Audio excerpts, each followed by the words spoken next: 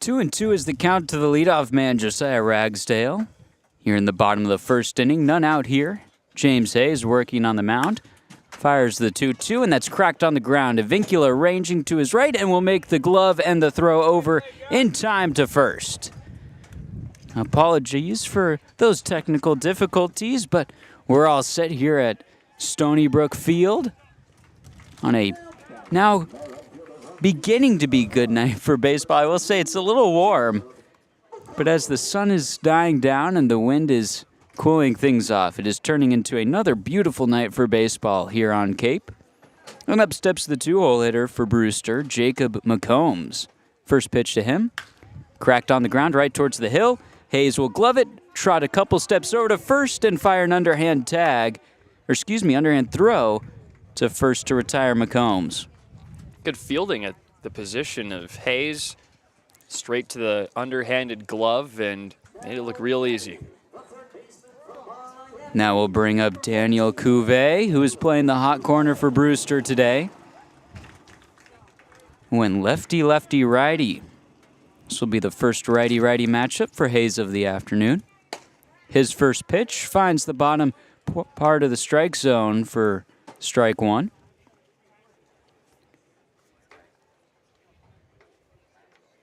Now Hayes has his sign.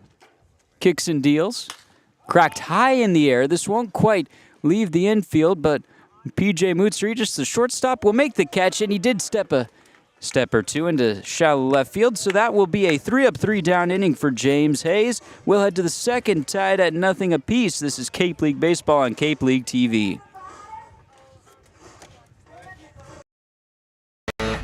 Get ready for big results with our small machines. With more power, performance, comfort, and savings, they're ready for every job. And we're ready with plenty of inventory, the best support in the business, same-day parts availability, and locations across the Northeast. So you can always be ready to work. Milton Cat, always ready. When we see our patient, our philosophy is to not just take care of the isolated pathology or problem that they're here for. We look at the care of a patient as the whole patient, how they hold hands with a spouse or partner, how they engage with their children or grandchildren. These are important things in the equation of how we decide optimal treatment for patients, whether that's non-operative or operative intervention. Every patient gets treated as a family member or as a pro athlete in our mind. We provide concierge level of care. That's how we want it done for our own, and that's what we continue to do here in the greater Boston area. Here at the Mass State Lottery, we know there's no bigger win than the $1 billion we provide each year to support all 351 cities and towns in Massachusetts. Now that's how we all win. The Mass State Lottery will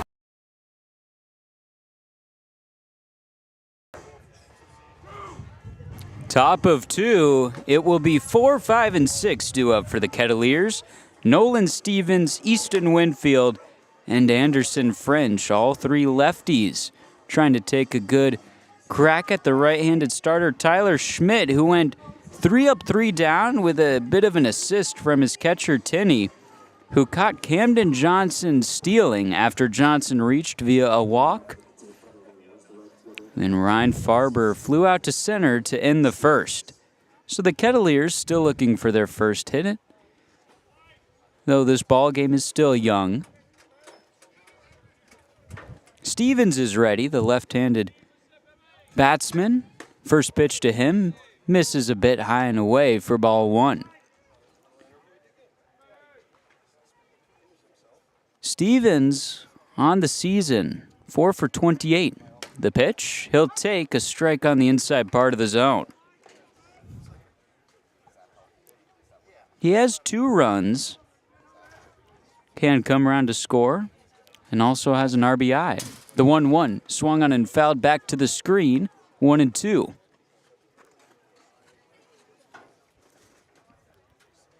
Stevens has 6 walks on the year, paired with his 9 strikeouts. Those 6 walks are actually tied for the lead for the Kettleers. The man he's tied with, Andrew Wiggins, is not playing today. Here's the 1-2 pitch. Breaking ball just a bit high. The catcher, Tenney, thought it was strike 3. Hesitated a bit on the throwback, perhaps thinking to throw it around the diamond. Instead, it will be 2-2. Schmidt rocking on the mound. Brings his glove up. Now kicks and deals. Check swing. Appeal down to third. He says he went. And Stevens is down on strikes. Nice looping curveball down in the zone, and that was a hesitant swing by Stevens. Didn't really look like he wanted to go around with it, but barely broke the plane. Brings up Easton Winfield. Winfield, who joined the Kettleers a couple of games into this season. He'll take a first pitch strike. Winfield, a repeat Kettleer. Just wrapped up his year at the University of Texas. The 0-1. Up and at the eyes of Winfield. Count will even. Winfield 5 for 17 on the season. He's hitting .294. The 1-1. Chopped foul right towards the on-deck circle, where Anderson French will barehand it.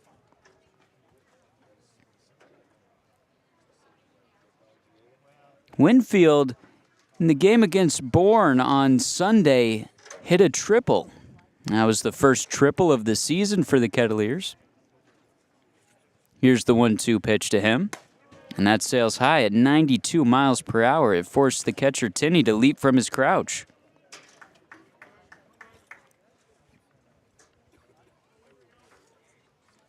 Two and two, 1 out. The pitch.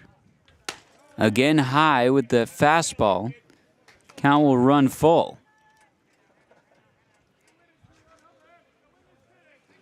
Bit of a gap up the middle. The second baseman, Wentz, is playing halfway between the first and second base bag. Payoff pitch on its way. And it misses high. Winfield reaches base via a walk, the second of the day issued to the Kettleers. And that fastball for Schmidt has been staying well over the zone consistently over the first few batters that have come up for the Kettleers. He's got to rein that in if he wants a better start. But if you're the Kets and you see that fastball out of the hand, you just lay off for now. Anderson French, who has been doing catching and first base duties for the Kettleers this season, will step up. He hasn't been in the lineup the past couple of games. Gets the starting nod today. The first pitch to him. He'll take a strike. Thought it was a bit inside, but found the inside part of the zone. French has only 17 plate appearances on the season, but in those 17 plate appearances, he's been walked 4 times. Here's the 0-1. Misses high. Count will even at 1-1. Winfield at first base talking things over with Nick Melton, the first base coach. He'll take a 2-stride lead off first base. The 1-1 pitch. Ripped on the ground past a diving Priest at first base. Runners will reach safely, and now the Kets have men on first and second. Weird chopper over towards first. It was tough to handle by Priest, and his tough summer continues. He's been struggling at the dish, Priest, and makes a mishap in the field. We'll see if they call it an error because it was a bit of an odd skip towards him, but regardless, that puts 2 Kets on with only 1 out. French is on first. Winfield is on second. Only 1 out here in the top of the second in this scoreless ball game. Case Sanderson ready in the left-handed batter's box. The first pitch to him. Strike 1. Schmidt has had no problem throwing those first pitch strikes. Did it against Winfield and French. It's closing out the count that he's having a bit of trouble with right now. Infield again playing at double play depth. Runners go, and that pitch is swung on and fouled back to the screen. And back to French. They scored that a single off of him. First hit of the ball game goes to Anderson French. Wasted no time getting his hit after returning to the Kettleers lineup. Whitecaps not holding either base runner tight to the bag. So Winfield and French will take about a 3 or 4 stride lead off their respective bases. Sanderson down in this count 0-2. Schmidt checks the runner and fires. That ball is fouled away down the first base line. Count will stay at 0-2. Schmidt, in his first start of the season, he went 4 innings, which at the time was the longest outing from a Brewster pitcher. Gave up 4 hits, only 1 earned run. He walked 2 and struck out 5. Already today, he's walked 2. Here's the 0-2 pitch. Swung an engulfed foul. It's tailing down the line, and it will land just over the fence down the left field line.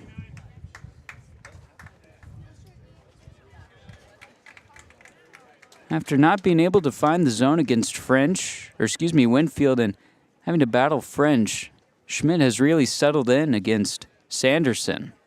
His count has stayed 0-2. Sanderson with a crouch in his stance. He awaits the 0-2 pitch. Schmidt again checks the runner at second. And now he'll fire home. Breaking ball hit on the ground towards short. Gloving it is Marin on the run. He'll make the throw in time to first to retire Sanderson. Both French and Winfield advance a bag apiece. Get your guys in the scoring position. 2 outs, but a nice opportunity for P.J. Moutsouridis returning to the lineup. See if he has the magic French had in his first AB back. Moutsouridis has not seen a lot of playing time in recent games. On the season, he's only had 15 plate appearances, so even less than that of French. Here with 2 outs, runners on second and third. The pitch, in there for strike 1. Schmidt again dotting the zone on his first pitch to a batter. We'll see if he can carry that same strike success he had against Sanderson this last at bat over to Moutsouridis. Again, Brewster not holding on the runners here with 2 outs. The 0-1. In the dirt, low and away. Ball 1. Cotuit on the season as a team. Kets are hitting 95, so .095 with runners in scoring position. In runners in scoring position with 2 outs, that drops by 9 ticks. The 1-1. Moutsouridis takes strike 2. Found the outside part of the zone. So getting those hits with runners in scoring position, especially with 2 outs, something the Kettleers are hoping to right the ship on. The Kettleers left 16 runners on base in their previous game against Bourne. The pitcher Schmidt calls for a reset on the pitch clock, perhaps his pitch comm not working. Here's the 1-2. Moutsouridis takes outside, 2-2.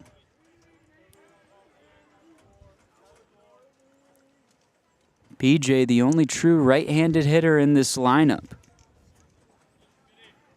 Luke Lavin, the 9-hole hitter, also left-handed. 2-2, 2 outs. No score in this one. Here's the pitch. Moutsouridis cracks it on the ground to first, and getting it is Priest. He'll step on the bag, and that will end the top of the second inning. Ketts put 2 runners in scoring position, unable to bring them home. We'll head to the bottom of the second. Brewster due up. If you can dream it, if you can cruise in it, if you can summer in it, fish from it, or take it for a day at the beach, we can protect it. The Baldwin Group, protecting the possible.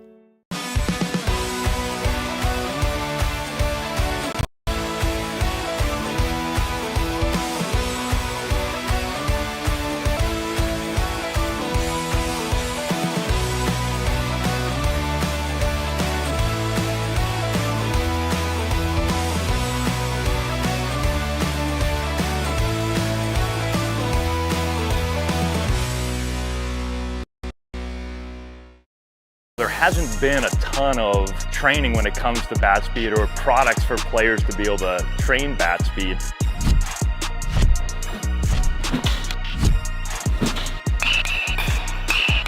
You can improve your bat speed and reach your goals working 10 to 15 minutes a day on this a couple of times a week. That's a no-brainer for every player.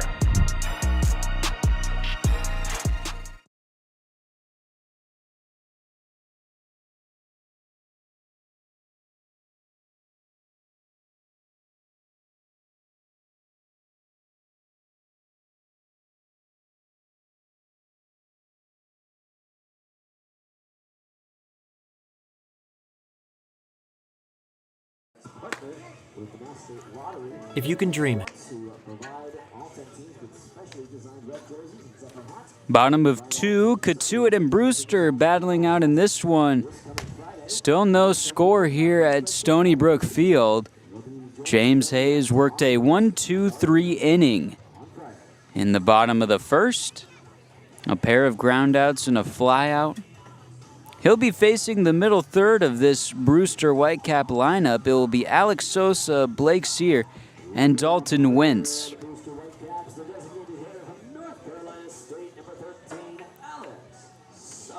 Alex Sosa will dig in from the left-handed side of the plate. This season, 4 for 17.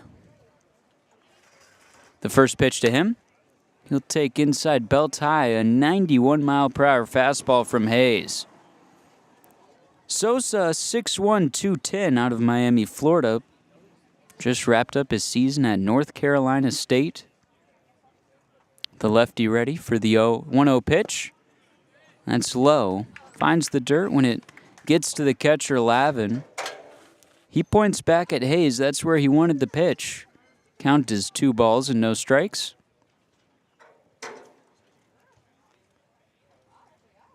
Here's the pitch. Cracked foul back over the screen and out of play. Infield for Cotuit, they're playing the left-handed hitting Sosa to pull. Advincula, who's at second base, he's playing halfway between the first and second base bag. Moutsouridis about 10 feet shy of second base. Here's the 2-1 pitch. Just misses. 3 balls and 1 strike.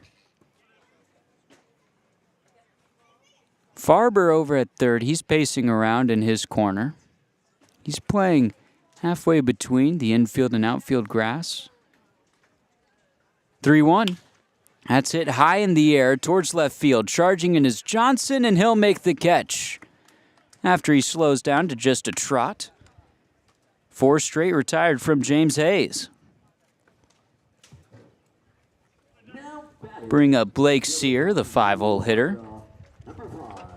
A true right-handed hitter.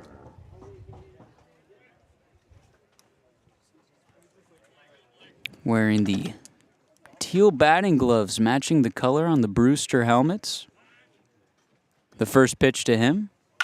Ripped in the air towards right center field. That will get down and it will 2-hop towards the wall. On his way to second is Sear, and in with a head-first slide. He's safe as the throw comes in from the outfield. It's the first instance of hard contact we've seen off the bat against James Hayes, and Blake Sear, real solid at Florida. Did that a lot at school, so not surprised to see him get the action started for the Whitecaps. It took until the second for the Kettleers to get their first hit of the ball game. Took until the second inning for the Whitecaps to do the same. Dalton Wentz will now step up to the plate with a runner in scoring position.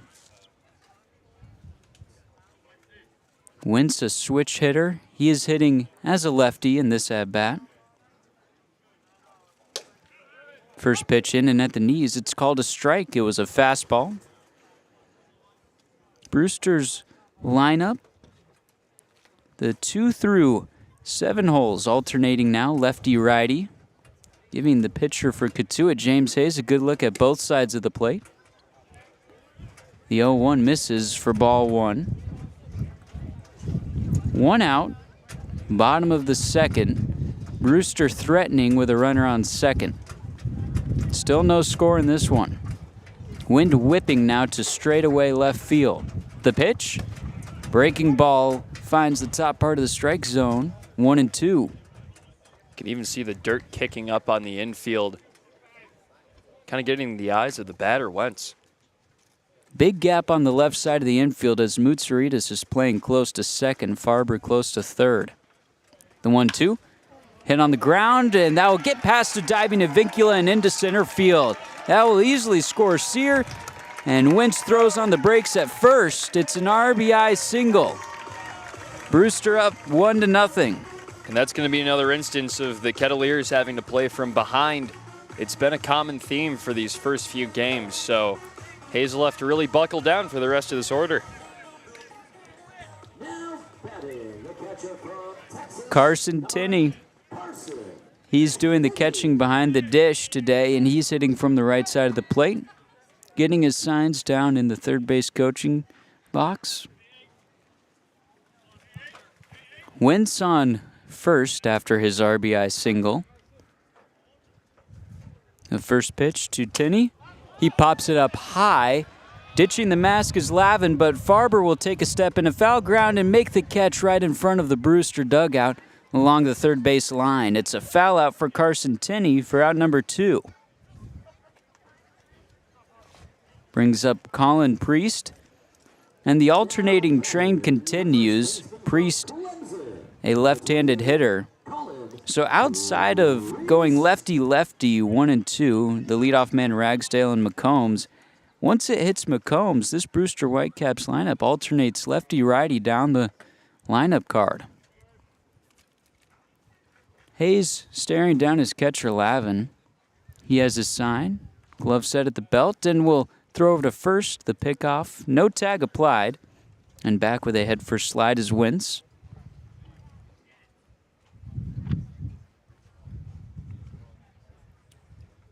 Two outs. Hayes dealing to Priest. The pitch just misses a bit low on the fastball. 1 ball, no strikes.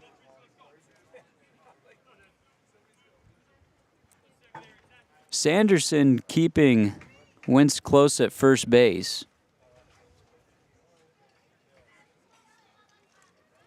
Hayes set. Now we'll kick and deal. Ball inside. Count will go to 2-0.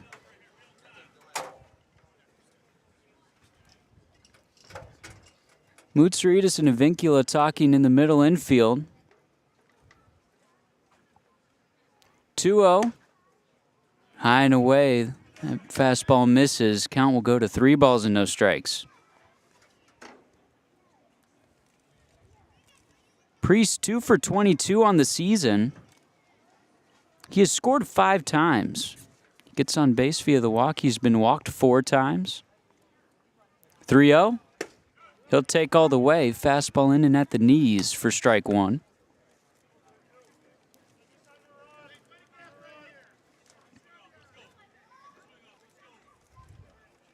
Three balls, 1 strike, 2 outs.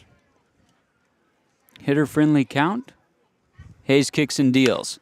Swung and engulfed foul over the third base grandstands into those trees. Count will run full. Brewster up by 1. Hayes looking to finish out this inning with only 1 run of damage. He has his sign, glove set at the belt. Payoff pitch. Frozen for strike 3. Priest down looking. That will end the inning. We'll head to the third. Cotuit playing down by 1 when we return on Cape League TV.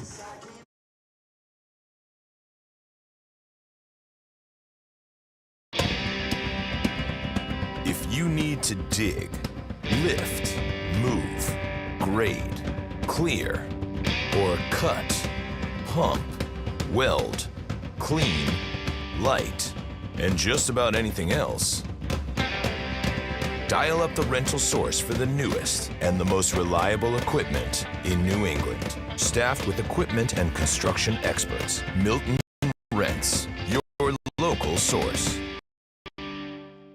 The Mass State Lottery, we're known for our monster wins. But there's no bigger win than the $1 billion we provide each year to support all 351 cities and towns in Massachusetts. In our game, we know that supporting local businesses and helping communities is how we all win. Because at the lottery, we're all playing for the home team. The Mass State Lottery. Welcome to the state of winning. You can make any bat feel lighter by adding a velo puck knob. Instead of having to go get a whole entirely new bat, you can simply add the puck to it. Players can use this with any bat. It's basically going to shift the weight of the bat a little bit more towards the hands. Players are able to hit the ball a lot harder just by simply adding the puck on.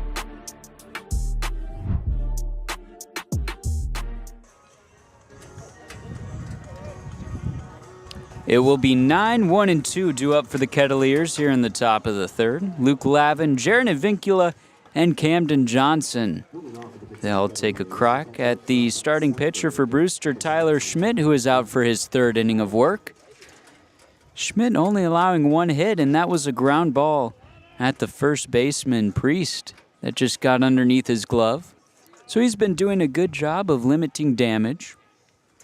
Pair of walks to his name, though.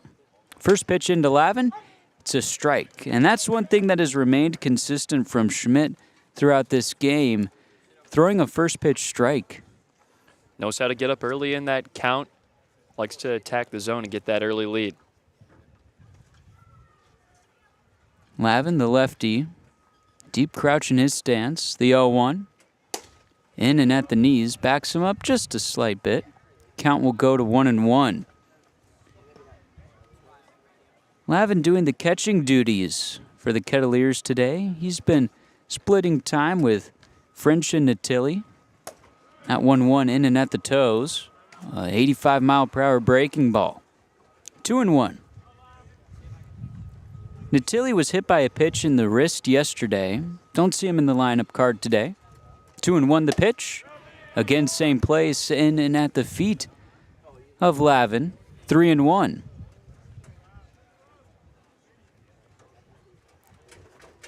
Lavin 6'3", 217 out of Mission Viejo, California. He swings at the 3-1 pitch and fouls it away. Stayed home for college. He just wrapped up his year at Stanford. Teammates with Rintaro Sasaki. Payoff pitch on its way, and that's lined in the air towards center field. Sinking fast, and it will find green grass. Lavin reaches with a single, as that ball split the gap between Sear and Ragsdale. He's been racking up the singles. Had one last game, had the RBI single a couple of games ago.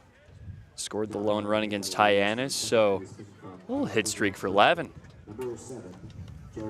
We'll flip the lineup card to Jaron Avincula.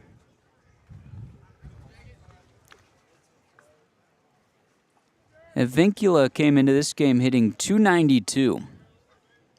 Most guys would be ecstatic with a batting average near 300. First pitch to Avincula. Called strike one. Avincula thought it was a bit inside. So you'd think Avincula's content with hitting around 300 until you realize last year for Cotuit, he was hitting around 400 the entire season. Knows how to get on base.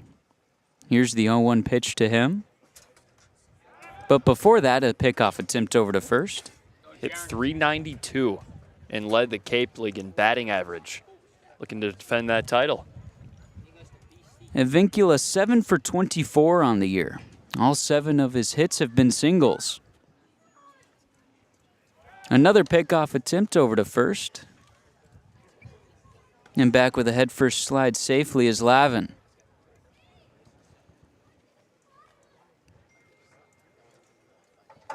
Schmidt on the mound, continuing to check Lavin at first base. Now the righty is set. Glove at his chest, he'll kick and deal. Avincula takes outside, ball 1. The third baseman, Covey, is playing in. Toes in the infield grass. The rest of the infield shaded to their lefts for the lefty Avincula, preparing if he pulls. 1-1 the pitch, ripped in the air and into right field. Runners will go straight station to station And the Kettleers have now got back-to-back base hits. That's your average Jaron Vincula at bat. Work into a deeper count, shoot one into right field, and get yourself a base hit. Just move it down the line. Now you got 2 on with no outs. Real good spot for Camden Johnson. Yesterday's game was really when the Kettleers' bats came alive. 8 hits in that campaign against Bourne.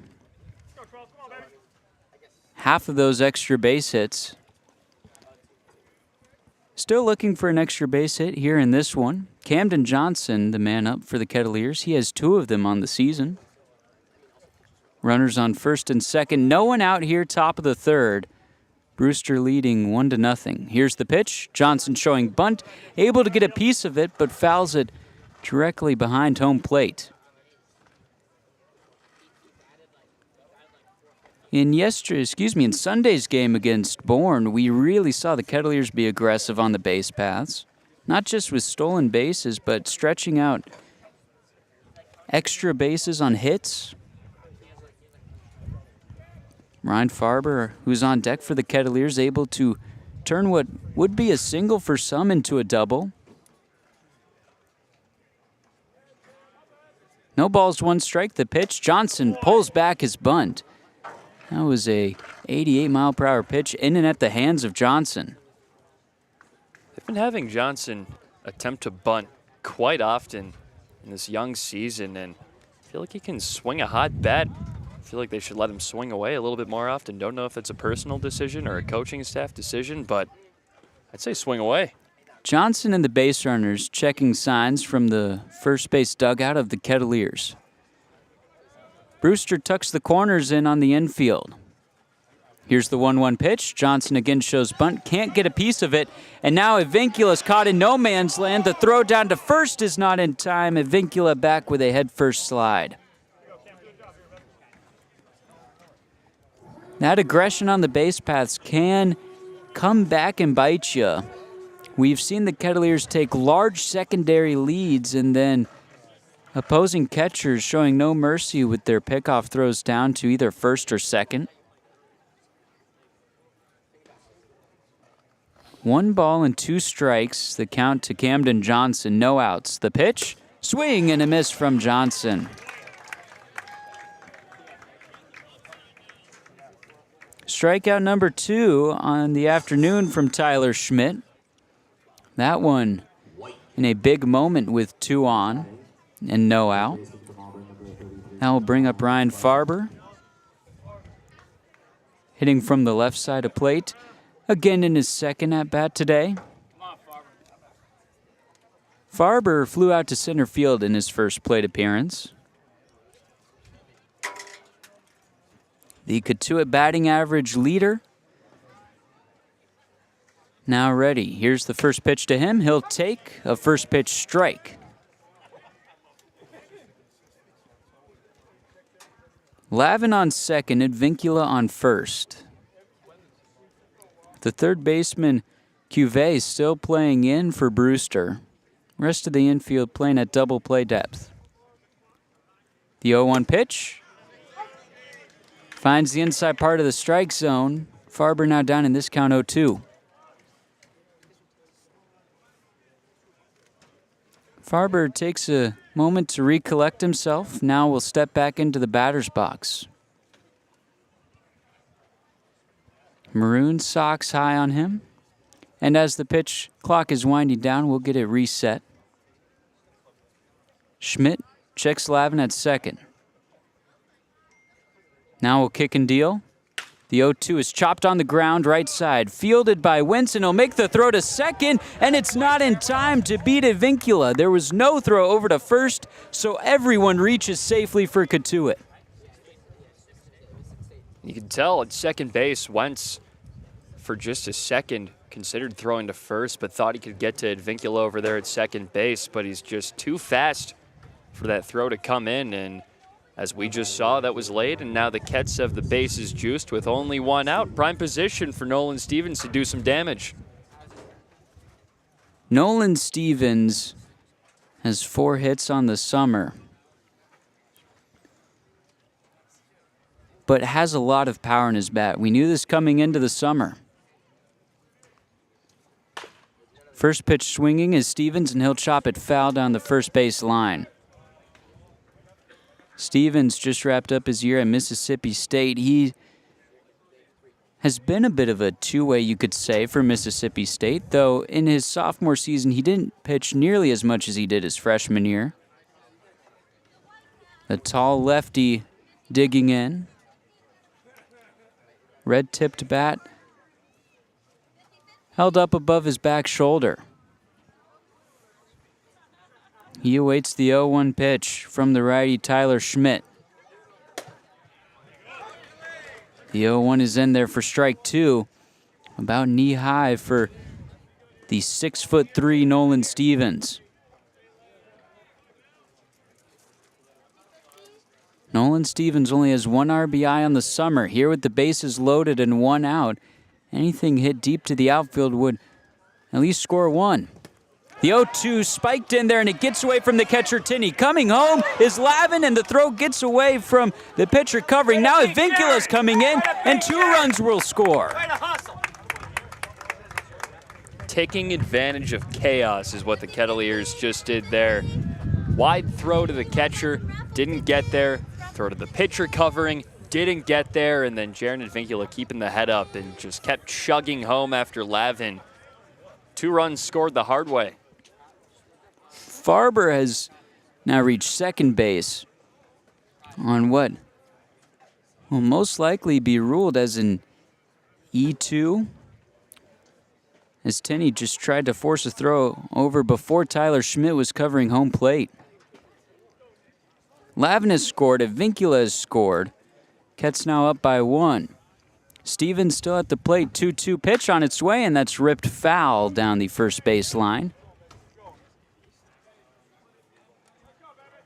Count will stay even. So they're calling it a wild pitch by Tyler Schmidt, and then a throwing error by Tinney, like you said. Kettleers taking advantage when opportunities present themselves to the Kettleers. 2-2, the count to Stevens. Still 1 out. Here's the pitch. Farber goes. That's swung on and chopped. A couple of hops to the first baseman. Priest, he'll toss to a covering Schmidt in time to beat out Stevens. Farber, who got a great jump, reaches third safely. 2 outs now, top of the third.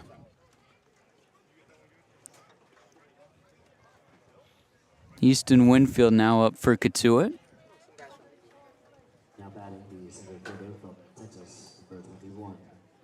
Winfield today, he was walked in the second. Made it all the way to third base, unable to come home and score. After Schmidt retired the final 2 batters of that second inning. First pitch to Winfield, misses it low and in for ball 1.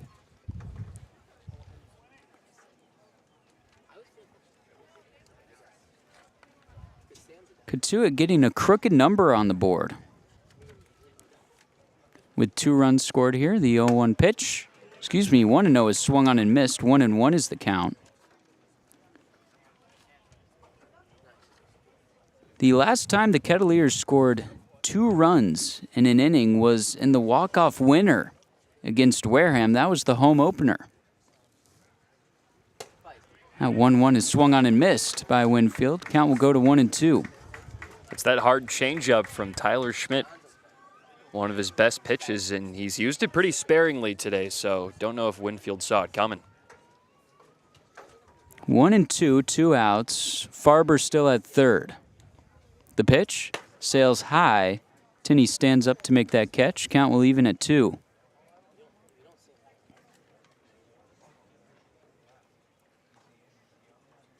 Winfield hitting .294 on the season, still 5 for 17.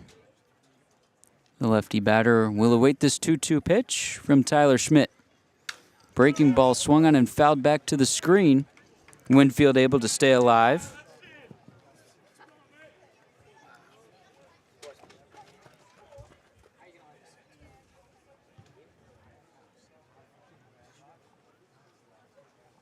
Two and two, 2 outs. The kick in the deal. Swung and ripped foul down the third base line. Cotuit batters have done a good job protecting the plate. Getting high in pitch counts. A couple of walks have been worked already. Winfield, the recipient of one of them. We'll do it again. Here's the 2-2 pitch. That misses high and upstairs. Count has run full on Easton Winfield. He's really done a good job of fighting back into this one after a couple swings and misses pretty early on. Schmidt, glove set is his chest. The righty kicks and deals. Swung and popped up. That's tailing foul. And it will land up above the press box. A lengthy at bat for Easton Winfield. Solid crowd here at Stony Brook Field. Plenty of fans on the third base grandstands where the Brewster Whitecaps home side sits. Payoff pitch on its way. Misses low and in. Winfield works a walk for the second time today. Passes the bat along to French. Single his first time up. Now he's hitting in a good spot, just like Winfield was. Runners on the corners now. Get a meeting on the mound here with runners on the corners with 2 out. Entirety of the Brewster infield will come in for this one, as well as the catcher Tinney to talk things over with the Whitecaps pitching coach staff. Anderson French, who is now up for the Kettleers, he's walking into the left-handed batter's box. He has 1 hit already today in his return to the Kettleers lineup. That was a single back in the second, the first hit of this ball game for Cotuit. Since then, the Kettleers have tacked on 2 more. Meeting on the mound has wrapped up. The Whitecaps infielders will walk back to their respective places, as well as the catcher Tinney, putting on his mask over his all-gold catcher's helmet, reminiscent of the Notre Dame football helmets, you could say. French ready in the left-handed batter's box. The first pitch to him. Swinging, and it's a soft tapper foul down the first base line. He's got some firewood. Cracked the bat at the handle. Right on the part where the bat begins to thicken towards the juicy part of the bat. So he'll get a new piece of lumber.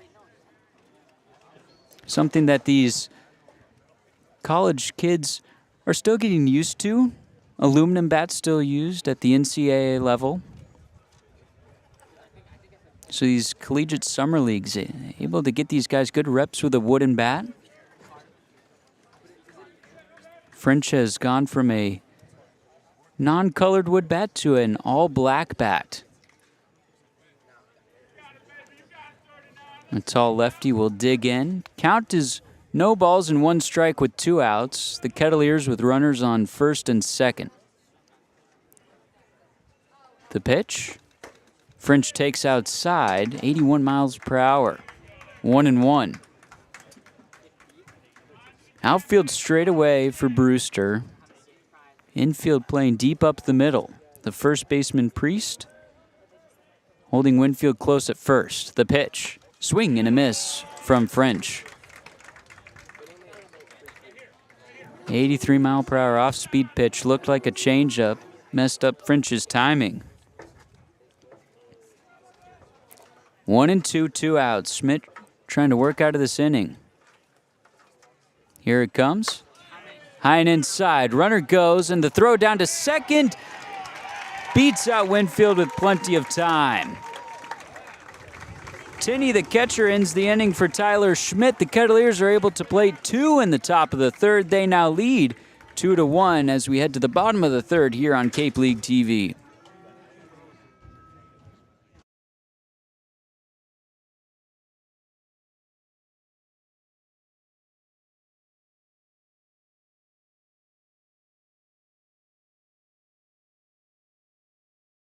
Clean, light, and just about anything else, dial up the rental source for the newest and the most reliable equipment in New England. Staffed with equipment and construction experts, Milton Rents, your local source.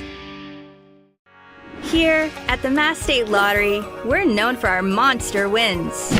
But there's no bigger win than the $1 billion we provide each year to support all 351 cities and towns in Massachusetts. In our game, we know that supporting local businesses and helping communities is how we all win. Because at the lottery, we're all playing for the home team. The Mass State Lottery. Welcome to the state of winning. You can make any bat feel lighter by adding a velo puck knob. Instead of having to go get a whole entirely new bat, you can simply add the puck to it. Players can use this with any bat. It's basically going to shift the weight of the bat a little bit more towards the hands, the ball a lot harder just by simply adding the puck on.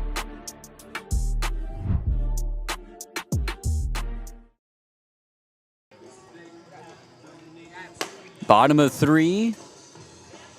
Brewster taking on Cotuit, and the Kettleers are up by 1. 2-1 is the score of this ball game. Due up for the Whitecaps, it is Manny Marine, Josiah Ragsdale, and Jacob McCombs, 9-1-2. James Hayes, the man out on the mound for the Kettleers, worked a three up, 3 down, bottom of the first, and then in the second, was able to work out of some trouble as the Whitecaps left 2 men on base. The first pitch to the righty Marine misses upstairs, 1 ball and no strikes.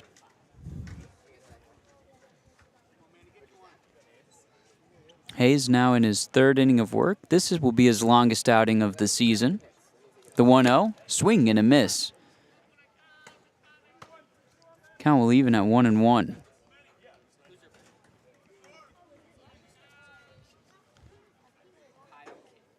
Marine on the season, still searching for his first hit in 6 at-bats. The pitch, he'll take just a bit upstairs, 2 balls and a strike. Manny's 6'1", 181, out of Miami, Florida. Played at Tennessee. 2-1 the pitch, finds the bottom part of the strike zone. Count will even at 2-2. This is just his 3rd game played with Brewster.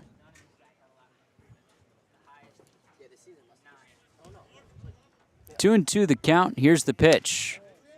Just a bit outside. 3-2.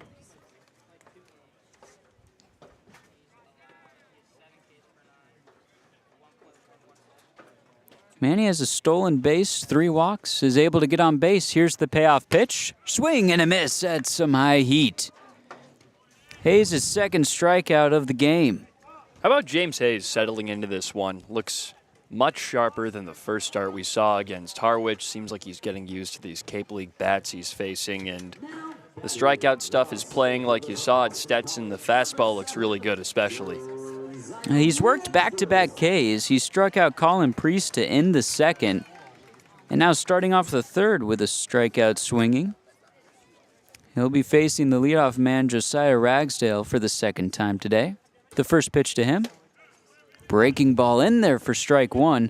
Ragsdale in the first to start the game. He grounded out to 2nd base. Ragsdale recently named one of 2 Franklin CCBL Players of the Week. The 0-1 to him. Bounces in the dirt before home plate. Count will even at 1-1. Ragsdale leads the Cape League in a plethora of offensive categories, including batting average, hits, RBIs, and stolen bases. The 1-1 pitch to him. He swings and sends it straight down the 3rd base line, and Farber snags it. We've talked about many times this year how good Farber's defense has been over at the hot corner. We just saw it on display there. Ragsdale couldn't have hit that ball much harder, but just put his glove out, dove to his right side, and made it look like nothing, honestly. Farber has been playing all across the infield here this summer for Cotuit, but the place that he has made the most highlight plays has to be 3rd base. 2 outs. McCombs up. First pitch swinging. He golfs one foul towards the Brewster dugout. McCombs also grounded out in the first inning. That was a soft tapper right back to the pitcher, Hayes. The lefty swings his bat. Now will rest it on his shoulder. Here's the 0-1. He'll take. It's a fastball for strike 2. Hayes now pitching with a lead. That will give you that extra boost of confidence you need up on the mound. Hoping to work another 1-2-3 inning. He peers over his glove. Now comes set, the 0-2. Swing and a miss at another high fastball. The second strikeout of the inning for James Hayes, and he works another 3 up, 3 down. We'll head to the 4th. Cotuit still up by 1. This is Cape League Baseball on Cape League TV.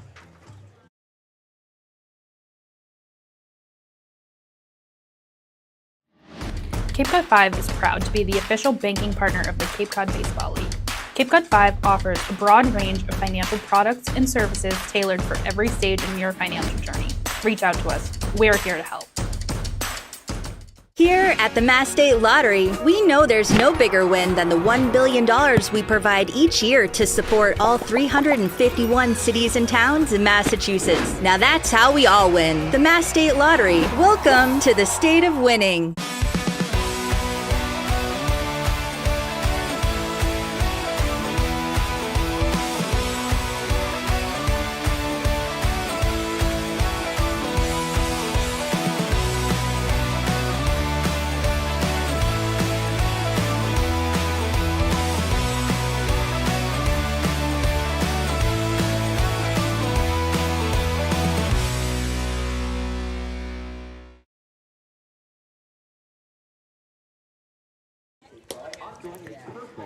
Top of the 4th. Cotuit leading in this one 2-1. The Kettleers have been playing with leads in the past couple of games. They were holding a couple Get leads ready against for big Bourne, results with our small machines. including late in that one. Now With more holding power, a lead against performance, Brewster. comfort, and And savings. Brewster has really They're had ready almost for every job. 2 separate parts And of we're this ready season. with plenty the of Whitecaps inventory, started the this best season support in the 6-0, business, same-day and dropped parts their last availability, 2.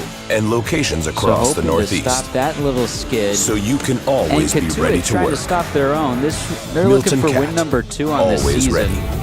Dropped 6 straight. When we see our patient, our And looking for philosophy their is to not first just win take on care the of road as isolated well. We've had a pathology bit or of a problem that they're lengthier here for. time between We these look at the care of the patient as the innings whole because patient, there's how a they new hold hands pitcher with the out on spouse the or bump partner, how for they the engage with their Whitecaps. children or grandchildren. Davis, These are the important righty, things in the equation of how number we decide 51, optimal 6'4", treatment for patients, coming whether out that's his freshman non-operative or season at operative Arkansas. intervention. Every patient gets Pretty treated as deep a in the family member tournament. or as a pro athlete. Looked really in good, our got mind. We fairly provide far in the concierge College level World of care. Series to That's get how we want knocked it done out. for our own, and that's what we But continue to do one of the here better in young the arms greater on their Boston area. staff.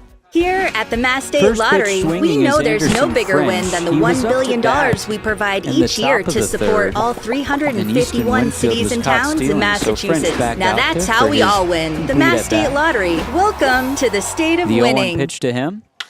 Swung on and golfed towards left center field. That ball is staying up, and tracking over to his left is Sear, and he'll make the catch over his left shoulder. Good swing by French, just lifted it a little too much, and a good play by Sear out there and left. Brings up Case Sanderson. Sanderson today is 0 for 1. He has a ground out. In the game against Bourne, Sanderson came in as a pinch hitter replacing the DH Natilli. Sanderson takes a first pitch strike.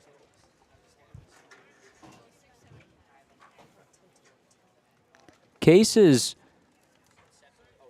you could say, highlight moment so far this season. He had the walk-off hit against Wareham. The 0-1 misses high and away. So our first real look at the man who just wrapped up his year at Nebraska was him being doused in Gatorade. 4 hits on the year, looking to get back into that department. Here's the 1-1 pitch. Sanderson takes again, that one in there for strike 2.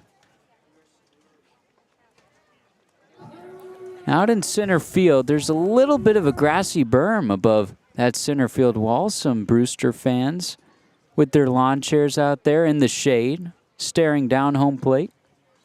Here's the 1-2 pitch to Sanderson. Low and in the dirt. Bounces before home plate even. 2-2.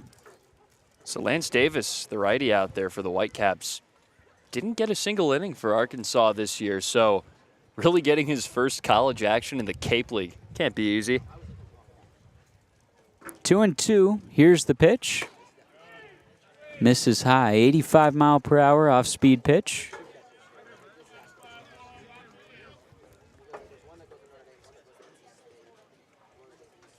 Davis, 6'4", 200. Another tall righty out on the mound.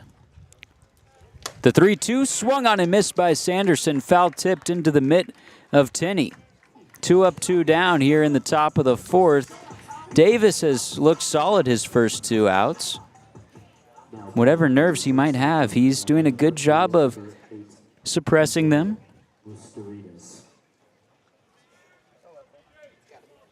PJ Moutsouridis will dig in from the right side of the plate. It will be a righty-righty matchup. First pitch to him. He takes low and away. Moutsouridis grounded out to first base his first time up. Working back into the lineup card for Cotuit. Here's the 1-0 pitch. Upstairs. Nearly a chin-high fastball. 95 miles per hour from Davis. The Jonesboro, Arkansas native. Didn't have to travel far to go to college. 2 balls, no strikes, the pitch. Breaking ball, strike 1. Meat of the zone.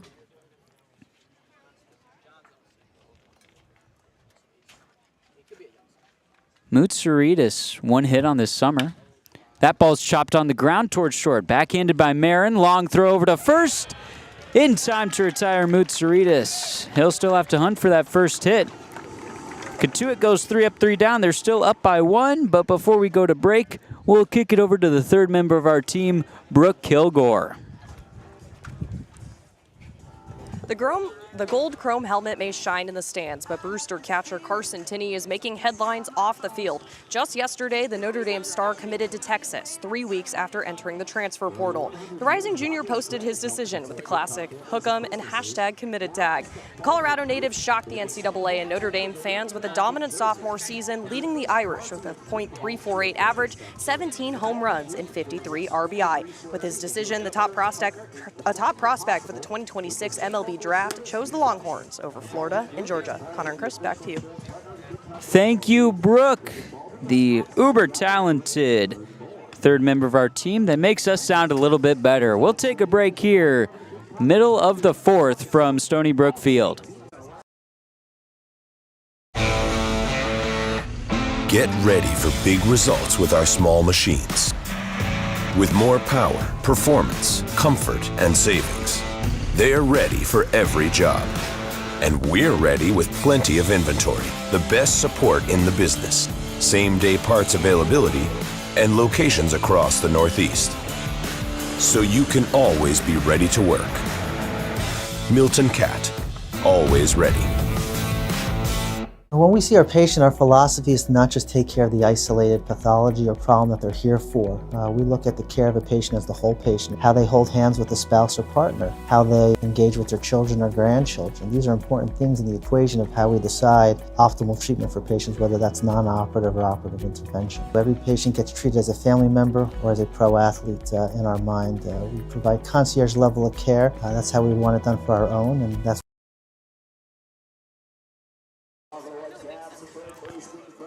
Bottom of the fourth, the Kettleers holding on tightly to their 1-run lead. They're up over the Whitecaps of Brewster 2-1.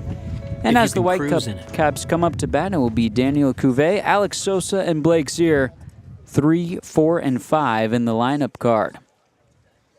James Hayes peering over his mitt. Now will make the throw home. Misses upstairs for ball 1. Hayes through 3 innings so far pitched. He has worked 2 3 up, 3 down innings. including this past inning where he had 2 strikeouts. The 1-0 pitch, swing and a miss. Breaking ball low and away. Got Cotuit fishing. Cotuit, the right-handed hitter, he is 0 for 1 today. Flew out to left field his first time up. The 1-1 pitch to him.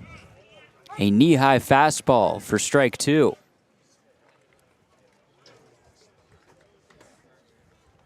Cotuit this season, he's 10 for 30.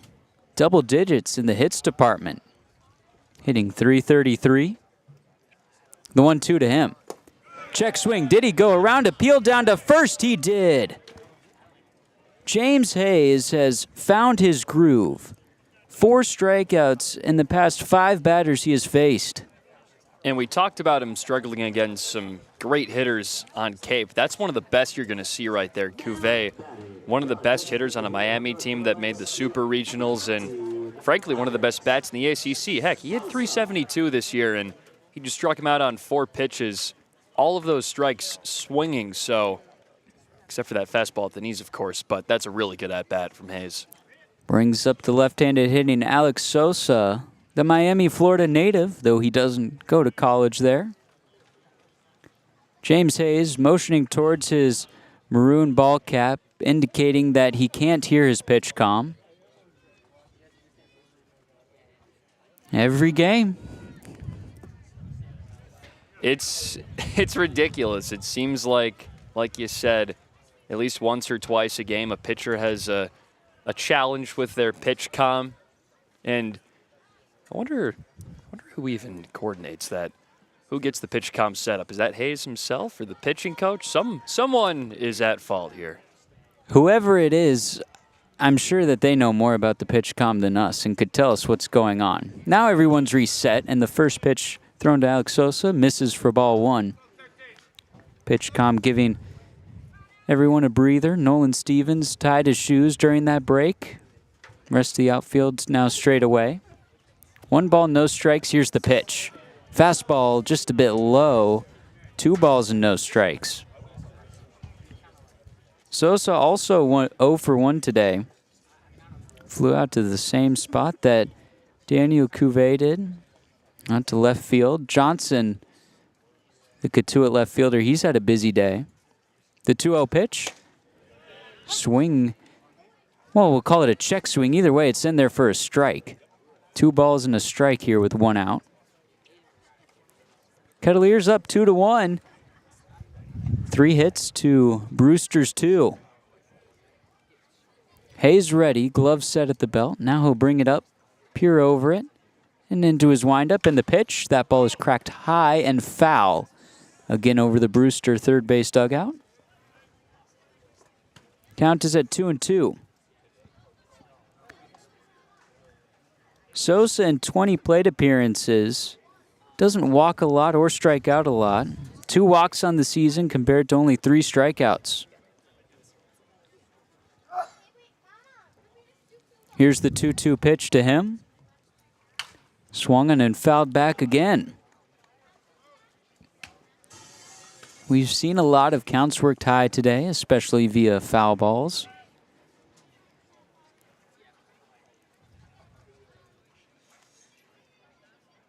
James Hayes up to 46 pitches on his outing. Here's the 2-2 again. Swung and popped up foul towards the netting. Lavin ditches his mask, and it will land up in the grandstand. Take a couple of hops, and someone will go home with a souvenir.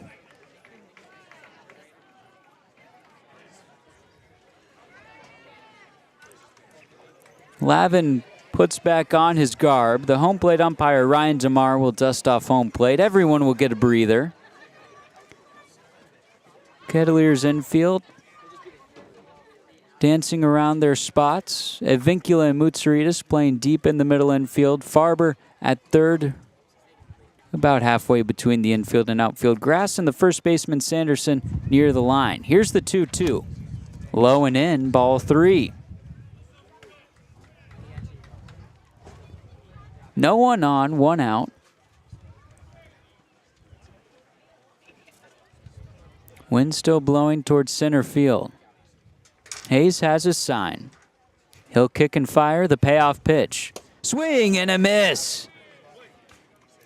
James Hayes is racking up the strikeouts as this game goes on. Strikeout number 5 of the afternoon.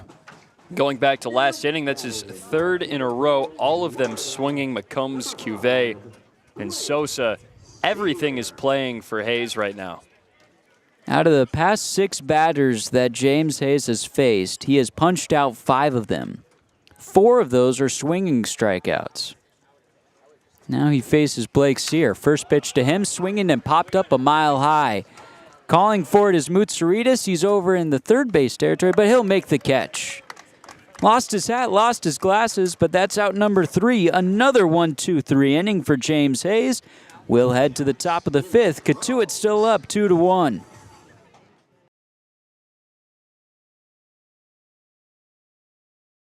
If you can dream it, if you can cruise in it, if you can summer in it, fish from it, or take it for a day at the beach, we can protect it. The Baldwin Group, protecting the possible.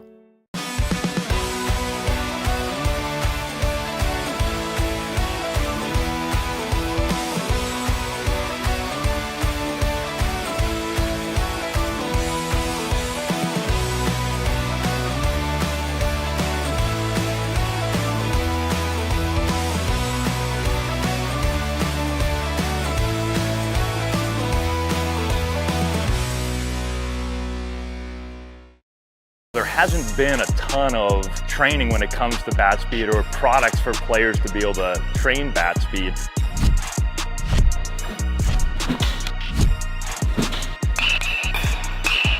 You can improve your bat speed and reach your goals working 10 to 15 minutes a day on this a couple of times a week. That's a no-brainer for every player.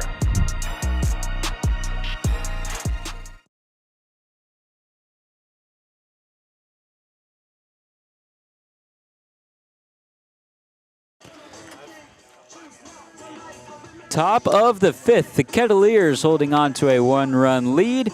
Remaining out on the bump for the Brewster Whitecaps, relief pitcher Lance Davis, who worked a 1-2-3 inning in the top of the 4th. Cotuit with a crooked number in the top of the 3rd. They scored 2 there, and that has been the difference maker. It will be 9-1-2 due up. The second time today that Luke Lavin, the 9-hole hitter, is leading off an inning. He led things off in the 3rd. Reached base via a single to center field and then came around to score, as did the man on deck, Jaron Advincula. So if this plays in any sort of repeat fashion, the Kettleers could be hoping for their 3rd and 4th run of the ball game. First pitch to the lefty Lavin.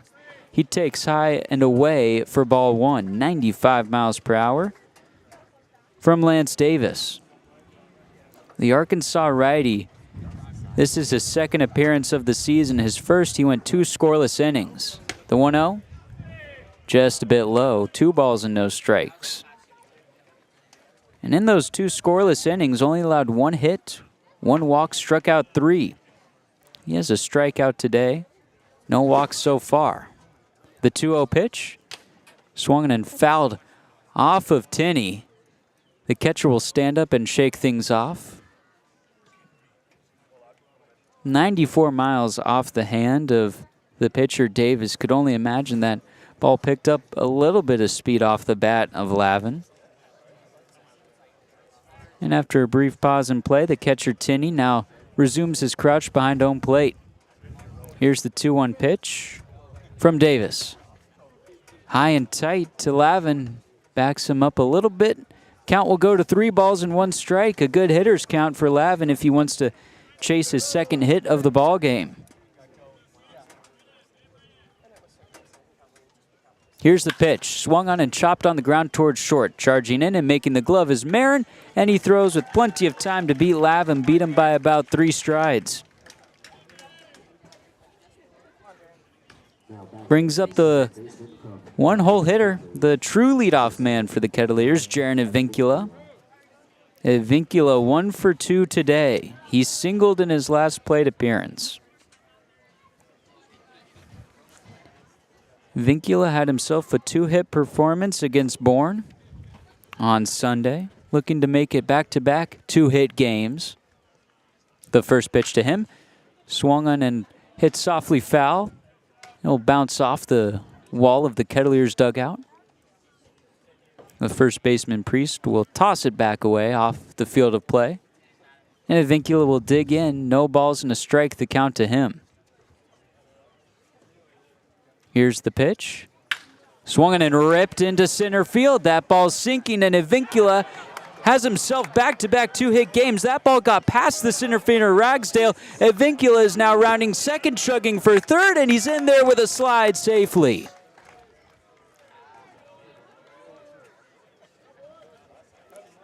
The center fielder, Ragsdale, had a beat on it, but couldn't play it off the hop. If you're Ragsdale out there, you have to make that play. And props to Jaron Vincula to taking full advantage of that. For a second, I thought he could have only gotten 2 out of that, but stayed running through the base, was able to get into third fairly safely. Throw wasn't even close to on time. The Kettleers, who have been aggressive on the base paths in the past 2 games, are finding fruits for their labor. First pitch swinging is Camden Johnson. He fouls it back to the screen. Johnson today 0 for 1. He was walked in the first, struck out in the third. Johnson on the hunt for RBI number 1 of the season. He has 5 hits. None have brought in a run. Vincula at third would be an opportune time here with 1 out. Johnson takes the 0-1 low and in. Count will even at 1-1. The third baseman, Cuvée, is playing in. He's on the infield grass. Same with the first baseman, Priest. In fact, the entirety of the infield ready for a bunt from Johnson if he wants to lay one down. The 1-1 is in and at the knees, 94 miles per hour. So far, Johnson isn't really having to do much, showing bunt or swinging. He's just standing up there and letting Davis pitch to him. Here's the 2-1. Swung and chopped right towards the glove of Wentz. The play is coming home, and it gets past the catcher. Vincula scores. The ball kicks to the backstop, and heading for second is Johnson. Chaos in the infield for the second time today, and another Kettleers run scores because of it. That's how they've scored all 3. Chaos on the infield, like you said. Just some throws have gone wide, and the Kettleers in their strong base running have been able to take full advantage, and that's some of what we saw last game against Bourne. Weren't able to take as much advantage of the good base running as they have today, but it's been a hallmark of these past couple of games and most seasons before this one, but we really haven't seen that part of Kettleers baseball this year until maybe the past week. Cotuit is up by 2 on Brewster here in the top of the 5th. 3-1. Johnson dancing at second. First pitch to Farber. Swings and fouls that one back. Johnson, who has wheels, is dancing with a very large lead at second. He's not being held on. And his secondary lead, he'll get halfway towards third base before returning to second. 0-1 the count to Ryan Farber. The switch hitter hitting again as a lefty. The pitch. Farber takes strike 2. Farber is 0 for 2 today.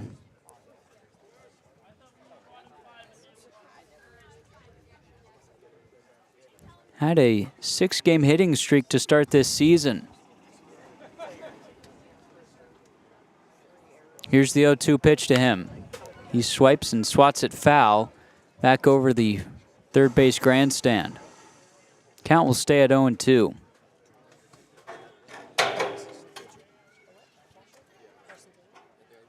Farber's been battling at Vincula for the average title on Cotuit.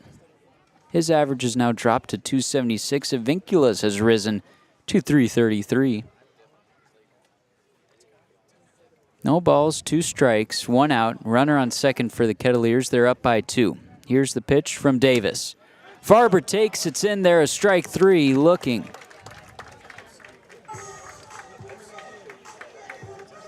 Two away here in the top of the 5th. The second strikeout of the day from Davis. Nolan Stevens will walk into the left-handed batter's box. Stevens 0 for 1 today. He struck out in the second. Infield will back up a little bit.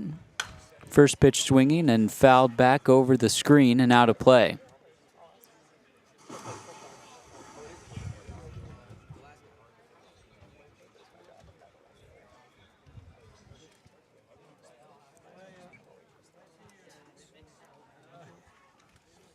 No balls, 1 strike, 2 outs. Steven digging in. The pitcher Davis has his sign. Checks the runner at second, now fires home. And there again, strike 2. Davis has been finding success on the inside part of the strike zone to these left-handed hitting Kettleers.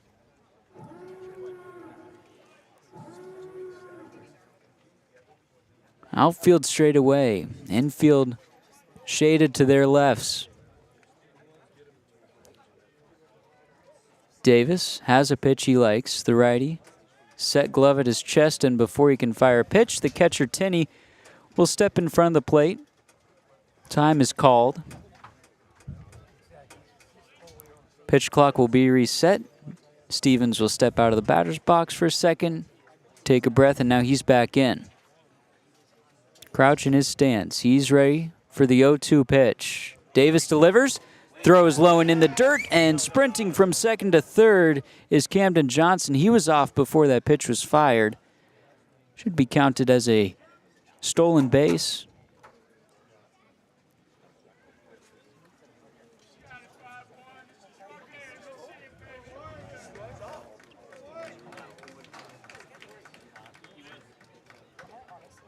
Count is 1 ball and 2 strikes to Stevens. Runner at third for the Kettleers, here with 2 outs, top of the 5th. The pitch? Just a bit outside. Count will go even at 2-2.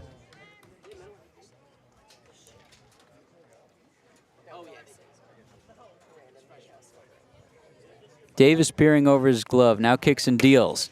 And they're called strike 3. Back-to-back strikeouts looking. That will end the 5th.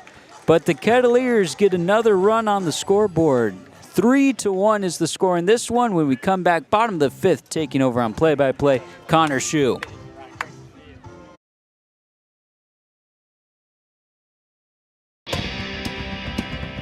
If you need to dig, lift, move, grade, clear, or cut, pump, weld, clean, light, and just about anything else, dial up the rental source for the newest and the most reliable equipment in New England. Staffed with equipment and construction experts, Milton Rents, your local source.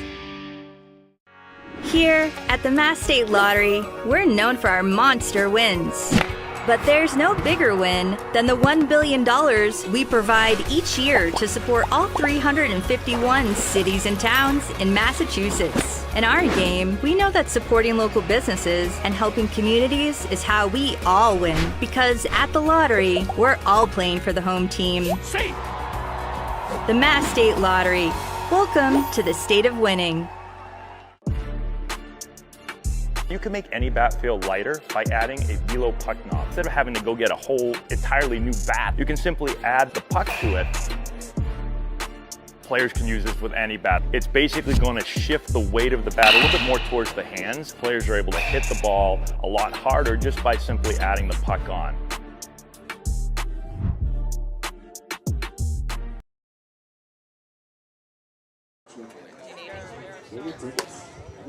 Bottom of the 5th here at Stony Brook Field, home of the Brewster Whitecaps. It's a 3-1 ball game, Cotuit over Brewster. I'm Connor Shue, joined by Chris Albright, Brooke Kilgore, and Sorka Lewis here on the road. James Hayes towing the slab for his 5th straight inning of work. He has been really solid so far for the Kets. 5 strikeouts, only 2 base runners allowed, both via the base hit. No walks through 4 innings for the Stetson right-handed hurler. Back out there to face off against the switch hitter Dalton Wentz. RBI single back in the second for the Wake Forest bat. Then it's Carson Tinney and Colin Priest. Hayes into his motion, kicks, fires. High fastball, ball 1.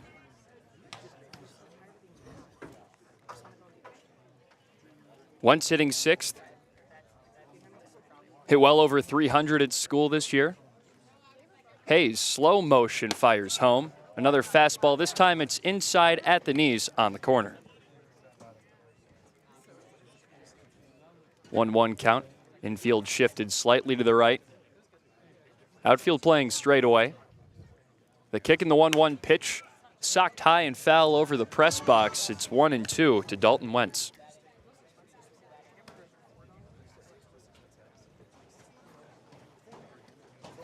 Once the switch hitter batting left-handed, steps back into the box, taps home twice, he's ready. Very slight crouch in his stance. Hayes brings the ball to his face, comes back down, fires home and skips in a pitch. It's 2-2. Wentz, the batter, hitting .227. His Cape League season coming into the game, 5 hits, a pair of doubles in 7 games. .316 average at Wake Forest. Hayes in his motion for the 2-2. Skied foul, tailing out of play. Over the netting in left field. We will do it again at the 2-ball, 2-strike count. No one on. No outs here in the bottom of the 5th. Again, 3-1. Cats lead after they scored 1 more in the top of the 5th.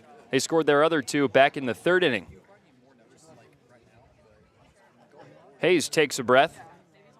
Staring down the batter Wentz. Into his motion. The 2-2 kick and pitch. Fastball inside. Called strike 3. And James Hayes has his 6th strikeout, second looking.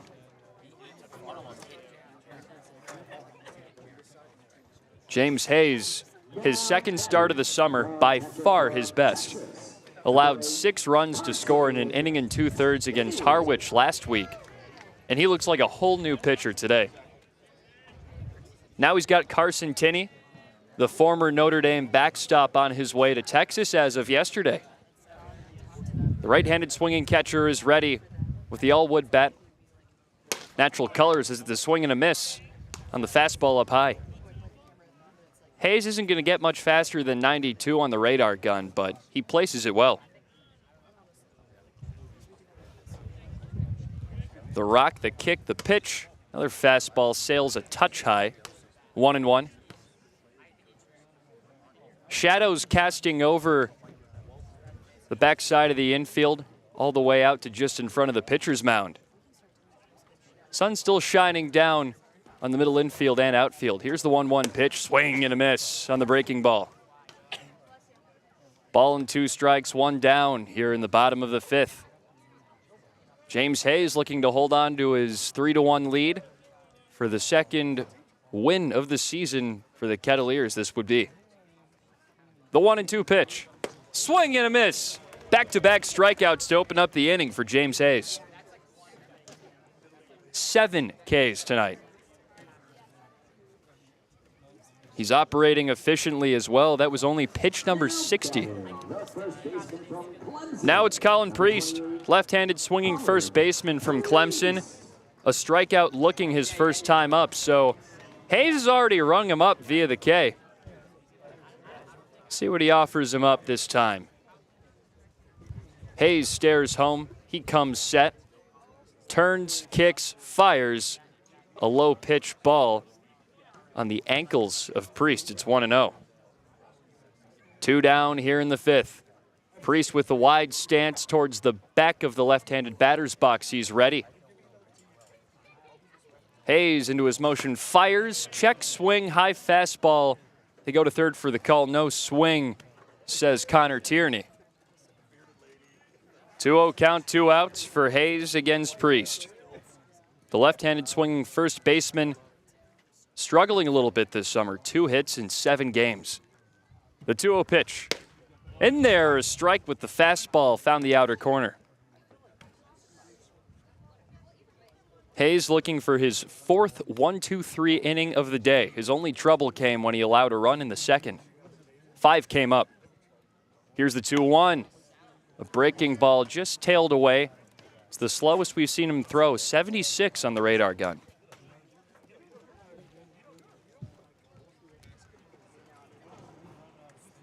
The count is 3-1 strike for Priest against Hayes, who hurls the pitch that sucked past first base.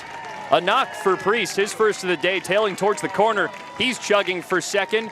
The throw comes in late, and Priest in there with a jogging double.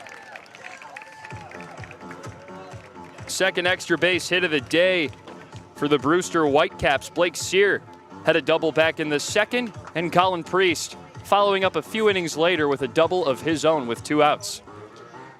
A mound meeting incoming with James Hayes. Pitching coach Tim O'Connor comes out, and there's a new arm coming out of the Kettleers pen to relieve James Hayes. But he deserves a standing O after that one. 4 2/3 innings pitched, 7 strikeouts, 3 hits, 1 run, second pending. He will inherit that runner on second base. We'll tell you more about the new pitcher and everything else in the bottom of this 5th inning here as the Kettleers lead 3-1 over the Brewster Whitecaps.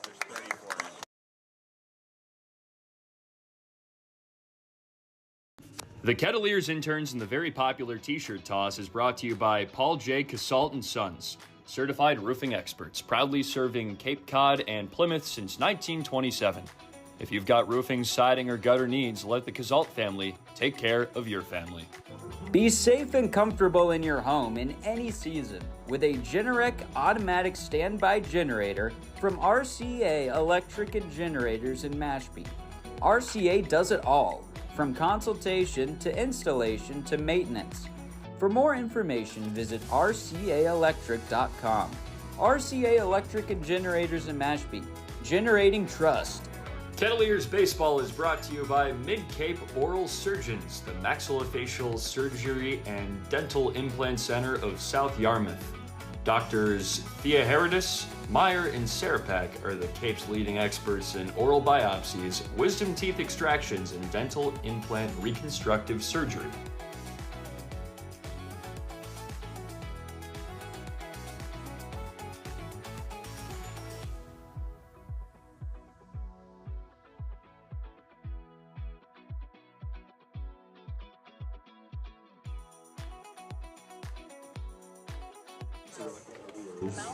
We're back here in the bottom of the 5th inning here at Stony Brook Field. Cole Carlone comes in relief of James Hayes after a sparkling outing. 7 strikeouts, 4 2/3 innings for the Stetson right-hander. Cole Carlone, the left-handed pitcher from Arizona State, coming in his first relief appearance of the summer, started a pair of games in the first 2 weeks. And he brings a nice arsenal, so we'll see what he can do. First batter he'll face off against is Manny Marin, the right-handed swinging 9-hole hitter playing shortstop for the Brewster Whitecaps. His first time up, he struck out swinging against James Hayes.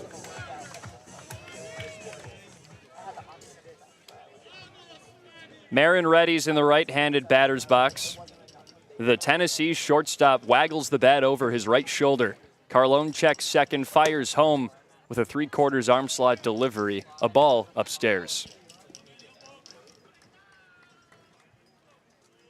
Carlone working center of the slab, a slight crouch in his stance.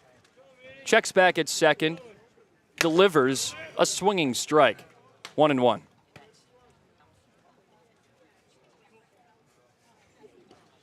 Two outs, a man on second. Here in the bottom of the 5th, again, a 3-1 ball game. Kettleers lead. Carlone engages, kicks, fires. Swinging a chopper towards third, and it gets by Farber into the outfield. Coming around third is Priest. He's getting the wave home, and he's in there easily as it took a second for the left fielder Johnson to get to that baseball, and it's a 3-2 ball game. It took a couple hops to get to the third baseman, Farber, and it looked like he misplayed the hop. He started in on the ball and then backed up, and when he backed up on it, the ball just got past him, and then Johnson couldn't get a handle on it. So just a very easy stand-up double. It's easy to look back and think if you leave Hazen, the right-hander, against the righty, the 9-hole hitter, does that end differently? It's still a 3-2 game, though. Kettleers advantage. Now there's a left-handed hitter to face off against the lefty. Carlone with the runner on second. The first pitch fastball in on the hands, a strike.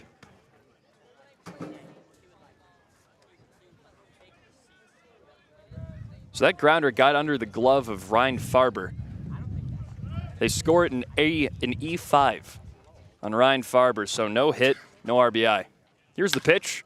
Hard grounder towards second. Advincula gobbles it up and throws to first in time for out number 3. Strands a runner, but one scores for Brewster to make it a 3-2 ball game. Cotuit still up and due up for the Kettleers. Easton Winfield, Anderson French, and Case Sanderson in the top of the 6th coming up next on Cape League TV.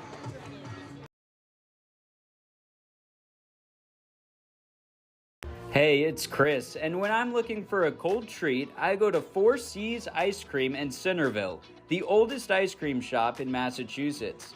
They've been in business 91 years, carrying many of the same unbelievable flavors. Visit 4 Seas Ice Cream and taste the difference. Hi, I'm Connor Shue. Kettleers Baseball is brought to you by longtime Cotuit residents Pat and John Callahan of Kinlan Grover Compass. With over 4 decades of experience in commercial lending and real estate, Pat and John are the go-to choice for all things real estate in Cotuit and surrounding towns. Visit them at 681 Falmouth Road in Mashpee. That's the Callahans from Kinlan Grover Compass, proud sponsors and longtime fans of the Kettleers.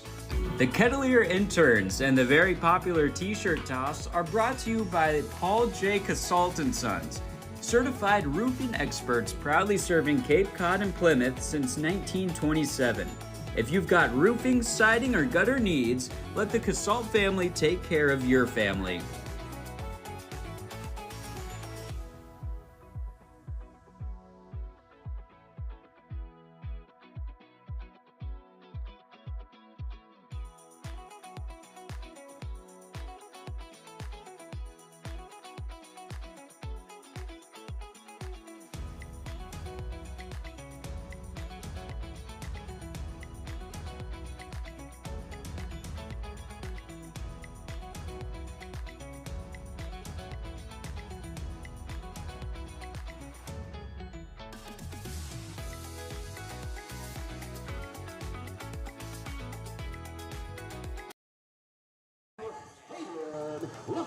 Three-two ball game. Cotuit leads, but Brewster cut the lead to 1 in the bottom of the 5th. New pitcher out there for the Whitecaps is Hayden LeFew, the left-handed arm out of Wake Forest, just completed his sophomore campaign.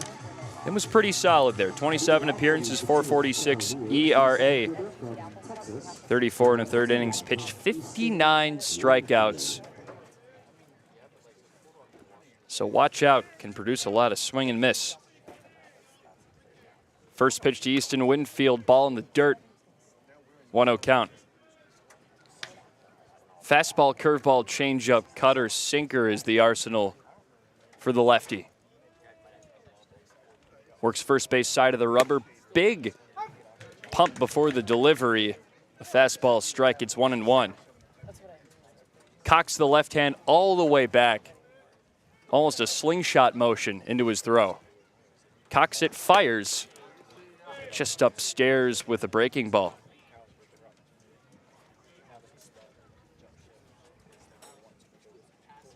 Became the closer at the end of the season for Wake Forest. That's cracked foul into the screen, 2-2. Winfield up to bat, pair of walks for him today. He's played his college ball at UL Monroe in Texas this past year.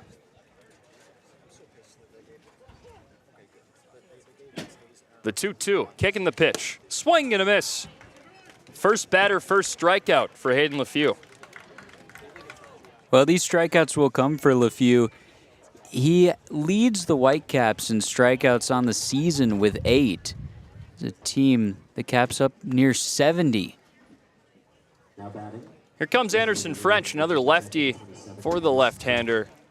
LeFew, French, a single to the first baseman, his first time up, and then a hard fly out to left field. Here's the pitch. Breaking ball is in there for strike 1. French, the catcher out of Virginia Tech. LeFew engages, fires home, swing and a miss. On a diving breaking pitch, it's 0-2. Only 2 batters in, the Kets have not been able to square up the Wake Forest southpaw. Comes set quickly, fires home. In there, called strike 3. That one started in the left-handed batter's box and tailed away, just caught the outside corner on Anderson French. Man, he's going to be a bear for them to face. That is the 4th straight strikeout for Brewster pitching, extending across 2 innings and 2 separate pitchers. So it's not just one guy doing it at all. It is the Brewster pitching rotation that is finding the strikeouts. LeView, a quick first pitch down low, just below the knees to Sanderson, ball 1. Case Sanderson, a ground out and a strikeout looking. The Nebraska product, hit over 300 at school in his 2 seasons as a Husker. Here's the pitch.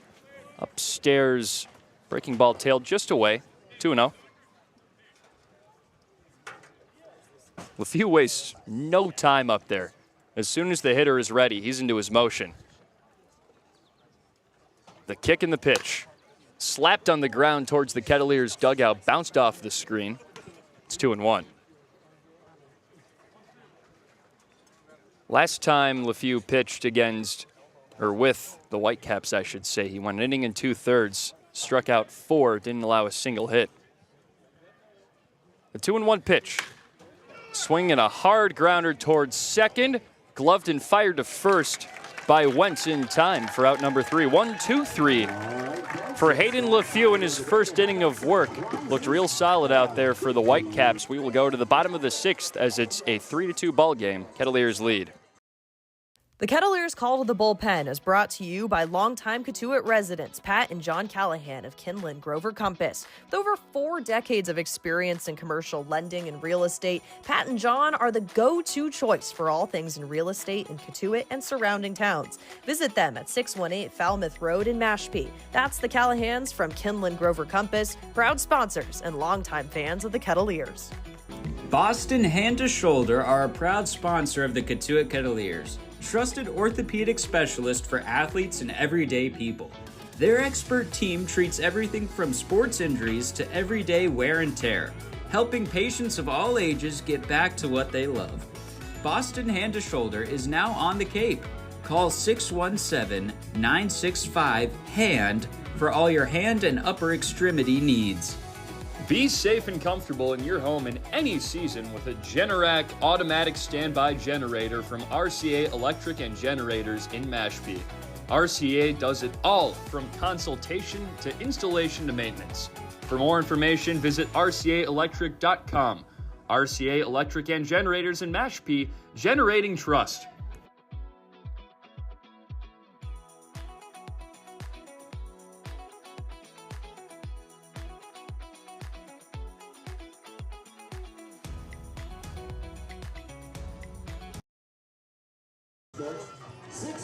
Cole Carlone out there for his first full inning of work.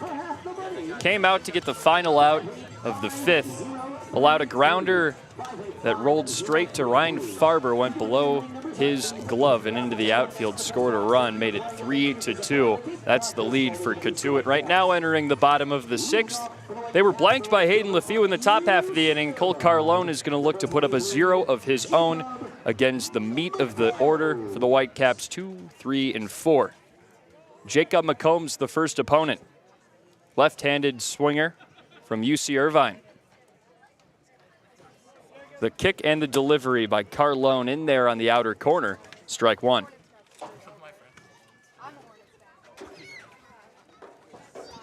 Carlone, the big leg kick into his delivery. Up and through. Swing and a miss. Low fastball got McCombs waving at it. It's 0-2. Carlone's ready, staring down the batter. Set at his chest, brings the glove up to his face, turns, kicks, fires home, swing and a miss. 1-2-3, strikeout swinging for Jacob McCombs, Cole Carlone's first punch out.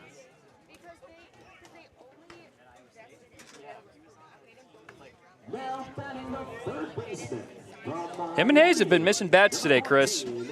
That they have. That is the 8th strikeout today from the Kettleers pitching staff. Now Carlone faces Daniel Cotuit, star first baseman for Miami. First pitch to him.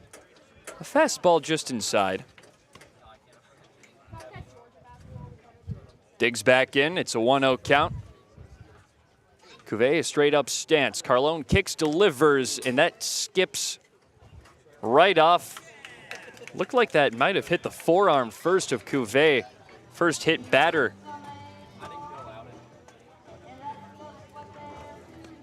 That's actually the first free pass issued by the Kettleers pitching staff. No walks. So that hit by pitch, the first blemish on what has been a solid night. They had only allowed 3 hits. It's all the base runners for the Kettleers, not including that reach on an error by Manny Marin last inning. In comes Alex Sosa, designated hitter from NC State, swinging it left-handed. Has the teal-barreled bat waving over his shoulder. Carlone takes a peek at first, fires home. Check swing. They're going to say that's a strike. 0-1. One down, a runner on first. Cotuit here in the bottom of the 6th. 3-2 ball game. Gets up. Home plate umpire Ryan DeMar calls time.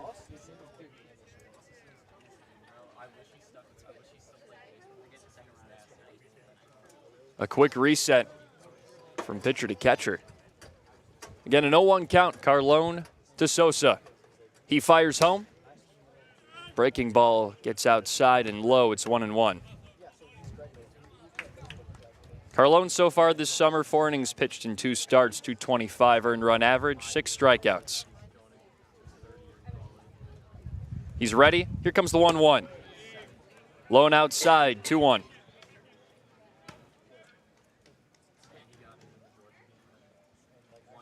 Carlone, the 6'5" southpaw, fighting on the mound with the runner on first, trying to preserve this 1-run Kettleers lead. The kick and the delivery. Cracked on the ground, bounces towards second for Advincula, steps on the bag, fires to first after ranging to his right and makes the play. Double play manufactured by Advincula. And that ends the inning. That's out number 3. For a second, everyone stayed out there on the field, but both teams back to their dugouts. Again, 3-2 ball game stays there with the defensive heroics of Jaron Advincula. The Kettleers Call to the Bullpen is brought to you by longtime Cotuit residents Pat and John Callahan of Kinlan Grover Compass. With over 4 decades of experience in commercial lending and real estate, Pat and John are the go-to choice for all things in real estate in Cotuit and surrounding towns. Visit them at 618 Falmouth Road in Mashpee. That's the Callahans from Kinlan Grover Compass, proud sponsors and longtime fans of the Kettleers. Boston Hand to Shoulder are a proud sponsor of the Cotuit Kettleers. Trusted orthopedic specialist for athletes and everyday people. Their expert team treats everything from sports injuries to everyday wear and tear, helping patients of all ages get back to what they love. Boston Hand to Shoulder is now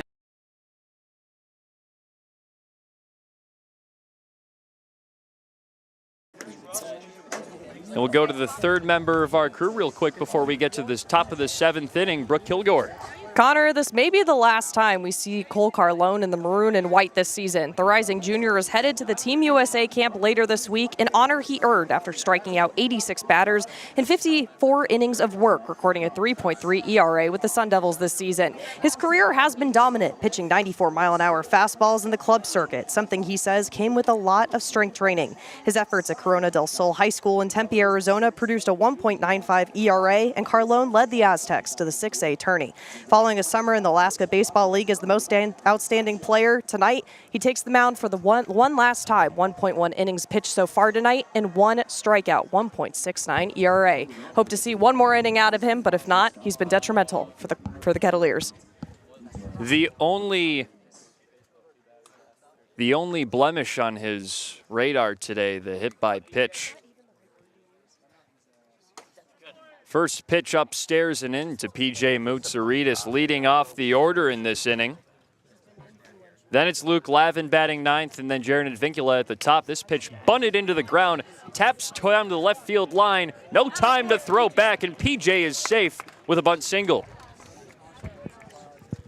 I mean, that bunt was just placed perfectly. It took a couple high hops and then just died in the infield grass. I mean, you could not draw up a better way to get to first base right off the bat. Now it's Luke Lavin batting with a no-out base runner in P.J. Moutsouridis, his first hit since getting back into the lineup. 5 hits for Cotuit, 3 for Brewster, 3 runs for Cotuit, 2 for Brewster. Up 1 in the top of the 7th. First pitch to Lavin. He squares to bunt. That's up high. 1-0, and the catcher, Tinney, looked back to first. Moutsouridis had a real solid lead off the base.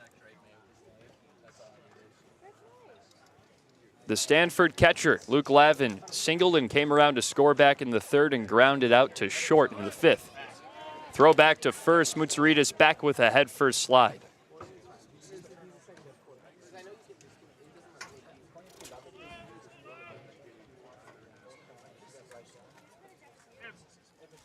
LeFew pitched a 1-2-3 6th. Has allowed his first base runner. Lavin squaring the bunt before LeFew comes set. Brings it back. That's low and away, a ball.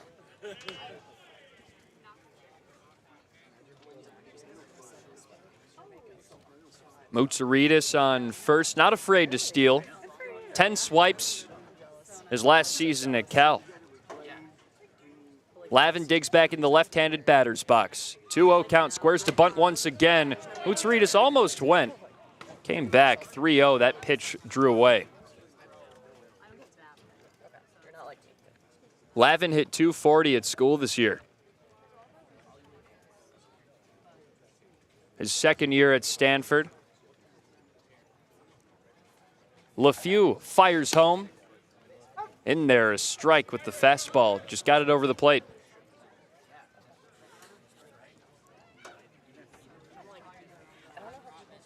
(3-1) count. Lavin gets his bearings, steps back in. LeFew a throw back to first. Kind of close. A lot closer than previous pickoff attempts.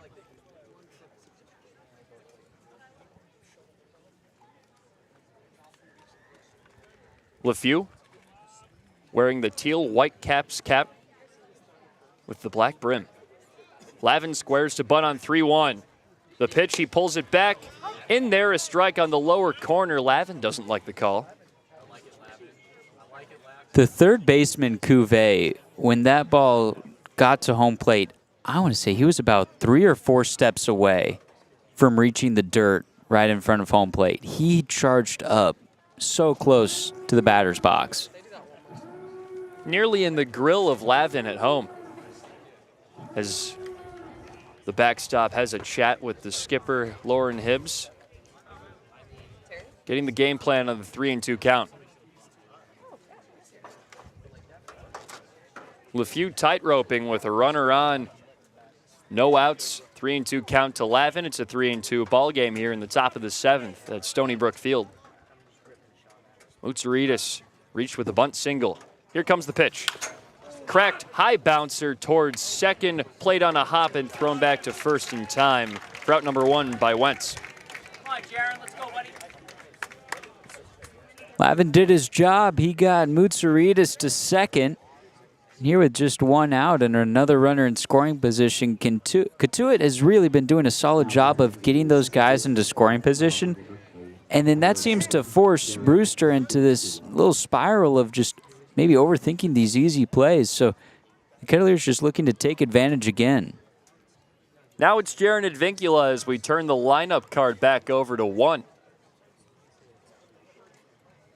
His old Cal teammate on second, P.J. Moutsouridis with 1 out.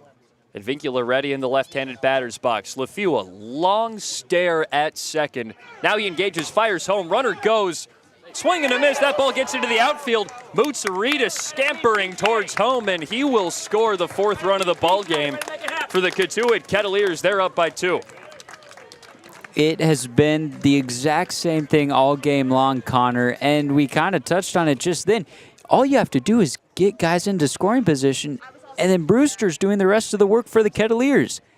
The Kets have scored 4 runs today. None have been RBIs. That should be error number 4 for Brewster. Here's the throw home to Advincula, swing and a miss.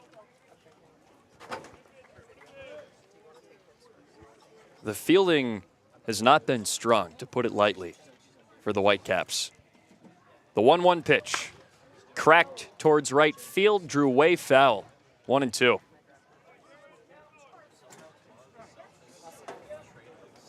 They're going to give Mutsaritas a steal of third, and then scored on the throwing error by Tinney. The throw home, 0-2.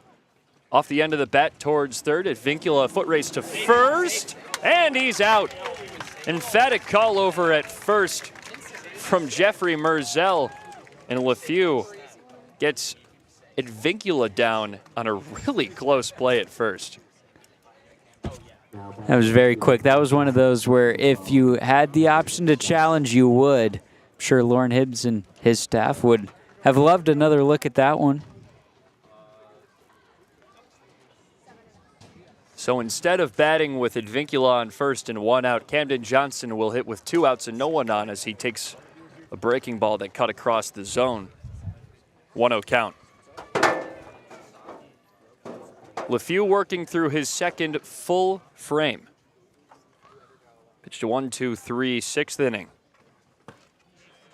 Check and a miss by Camden Johnson on a breaking pitch in the same spot.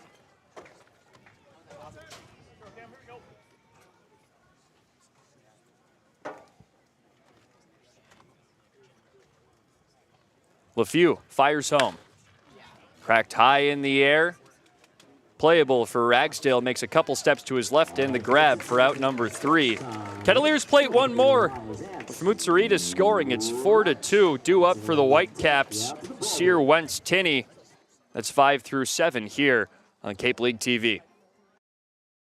The Kettleers interns in the very popular T-shirt toss is brought to you by Paul J. Casalt & Sons, certified roofing experts, proudly serving Cape Cod and Plymouth since 1927. If you've got roofing, siding, or gutter needs, let the Casalt family take care of your family.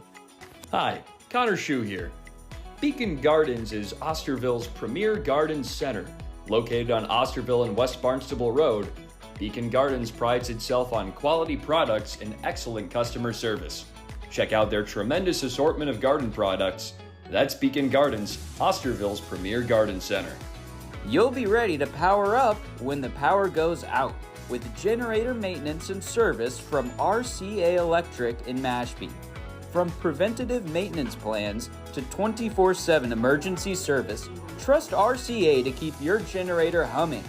Call us or visit rcaelectric.com. RCA Electric and Generators in Mashpee. Generating trust.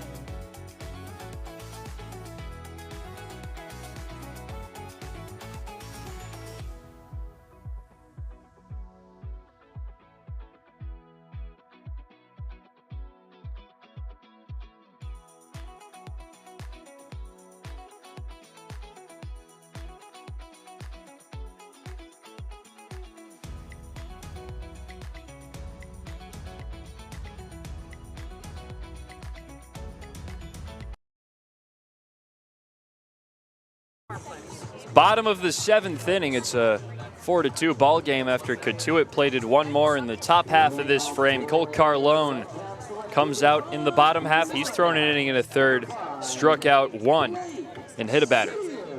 He'll face off against Blake Sear, Dalton Wentz, and Carson Tinney. Sear, the right-handed stick against the left-handed throwing Cole Carlone. He's into his motion for the first offer of the inning. A high breaking ball. Lost the handle on it.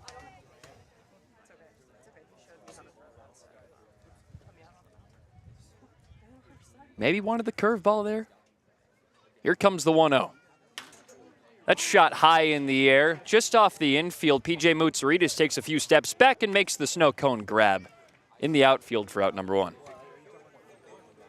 Even when Carlone isn't getting the strikeouts, he's getting the soft contact. He's been fortunate to have Sosa ground into a double play, and now Sear just a soft shot over to Mutsuritas at short. So he's continuing to get this job done for a very successful Cotuit bullpen.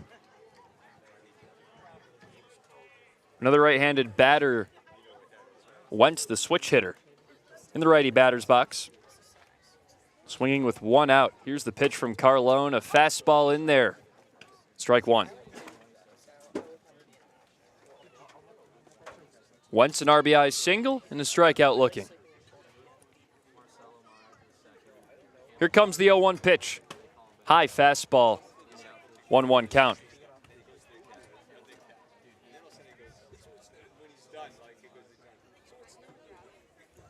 Kettleers' bullpen has really been their strength. 2.42 reliever ERA, second in the league. Here comes the 1-1 pitch, swing and a miss. Nasty stuff out of the hand of Carlone. And the bullpen doesn't allow many hits either. Coming into this one in 48 1/3 innings pitched by relief pitchers for the Kets, they've only allowed 29 hits. The 1-2. Swinging a hard grounder towards second on a slide at Vincula. Bouncing throw to first, not in time. Dalton Wentz reaches on the infield single. Vincula did everything he could to get that out at first, and he was able to keep that baseball in front of him. Went down to the dirt, able to glove it, but never really got firm footing. Couldn't put all of his body weight into that throw. Had to just spring up and shoot it over to first. Another right-handed swinging bat, Carson Tinney, the Texas catcher, by way of Notre Dame. Carlone with a runner on first, throws home. First pitch strike. The bullpen has really been the strength of the Kettleers so far. It's been very up and down. You could say that for other parts of the team. 1-7 coming into this game. The 0-1 pitch. Fastball up and in. 1-1.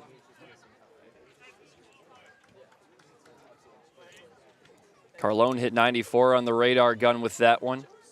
Tinney is ready in the right-handed batter's box. Carlone goggled up on the mound.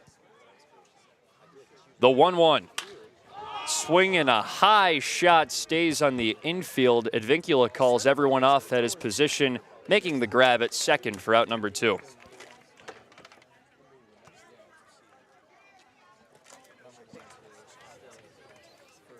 So Carlone working around damage. He's through a full 2 innings now. They're going to let him go for the 2 1/3. It would be his longest outing of the summer. Colin Priest up to bat. Doubled and came around to score back in the 5th. The Clemson first baseman by way of the Michigan Wolverines. Carlone kicks, fires home. A strike on the first pitch. He's been really attacking the zone on his first offer. Priest is ready with the purple and orange batting gloves, waving the all-natural colored wood bat over his shoulder. Carlone disengages and fakes a throw over to first. Wants a reset.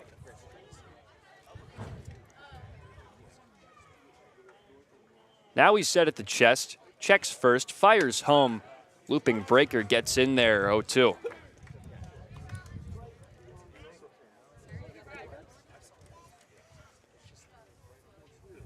Carlone ahead against Priest.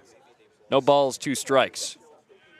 2 down in the frame, a runner on first, 4-2 ball game. Cats, runner goes, shot high in the air, foul. That's gonna sail into the sunset past the backstop.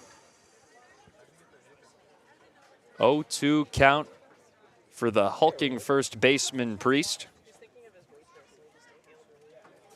4-2 game. Carlone trying to get out of this one. It's the bottom of the 7th. Brewster up to bat. Here's the pitch. Skips in there. Lavin got back to it in a hurry. No run down to second for Wentz. 1 ball, a pair of strikes, pair outs on the board. Infield shifted slightly to the right. Carlone kicks, deals, home swing and a miss. Gets Priest swinging to leave a batter on. Stays 4-2, due up for the Kettleers. Farber, Stevens, Winfield. In the top of the 8th coming up next here on Cape League TV. Be safe and comfortable in your home in any season with a Generatic automatic standby generator from RCA Electric and Generators in Mashpee. RCA does it all, from consultation to installation to maintenance. For more information, visit rcaelectric.com. RCA Electric and Generators in Mashpee, generating trust. Hi, Connor Shue here. Wake up to Cape Cod's finest coffee. Cape Cod coffee roasts fresh daily, using only the finest beans. With a wide variety of options from light to dark, flavored to decaf, there's something for everyone. Visit locally in Mashpee Commons and off Route 130 in Mashpee, or venture over the bridge to Wareham Crossing, where each location offers a full bar and menu. Proudly sponsoring the Cotuit Kettleers, Cape Cod Coffee is passionate about our brews and our community. Boston Hand to Shoulder, trusted orthopedic specialist for athletes and everyday people, is a proud sponsor of the Cotuit Kettleers. They're the go-to team for Boston's professional athletes and people across New England. So if an injury is slowing you down, Boston Hand to Shoulder is now on Cape Cod. Call 617-965-HAND for all your hand and upper extremity needs.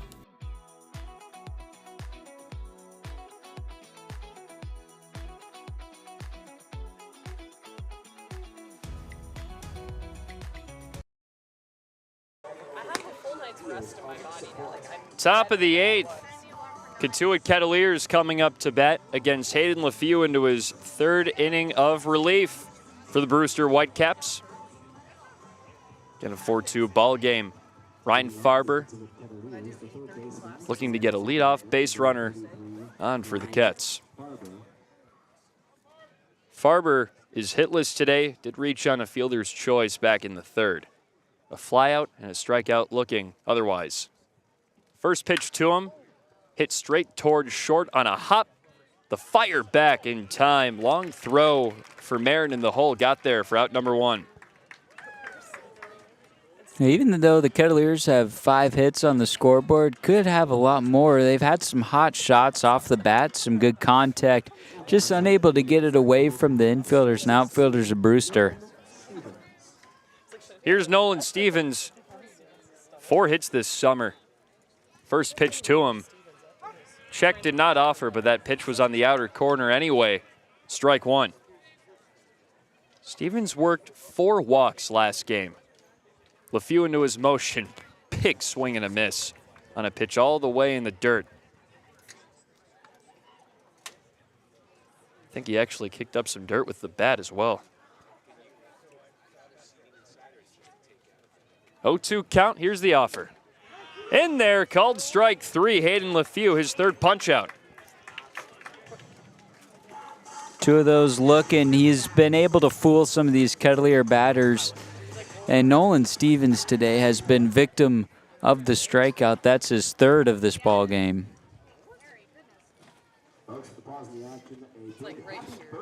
It's going to be Easton Winfield up at the plate, but Lauren Hibbs giving him the 2-strike or the 2-out approach over there by the Kettleers bench before he comes out. Ryan DeMar, the home plate umpire, staring him down, waiting. Winfield now on his way to the box.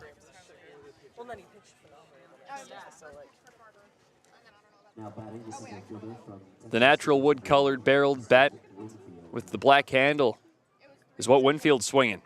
First pitch to him. In there, a strike. LeFew, aside from the base hit to Moutsouridis and all the chaos behind him on the infield, has looked good.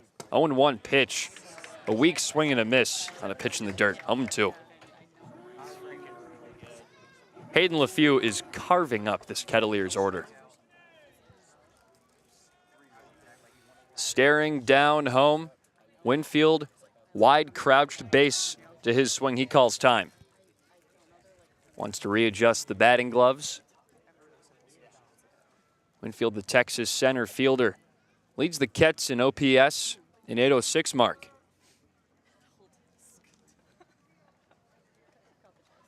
Now he steps back in.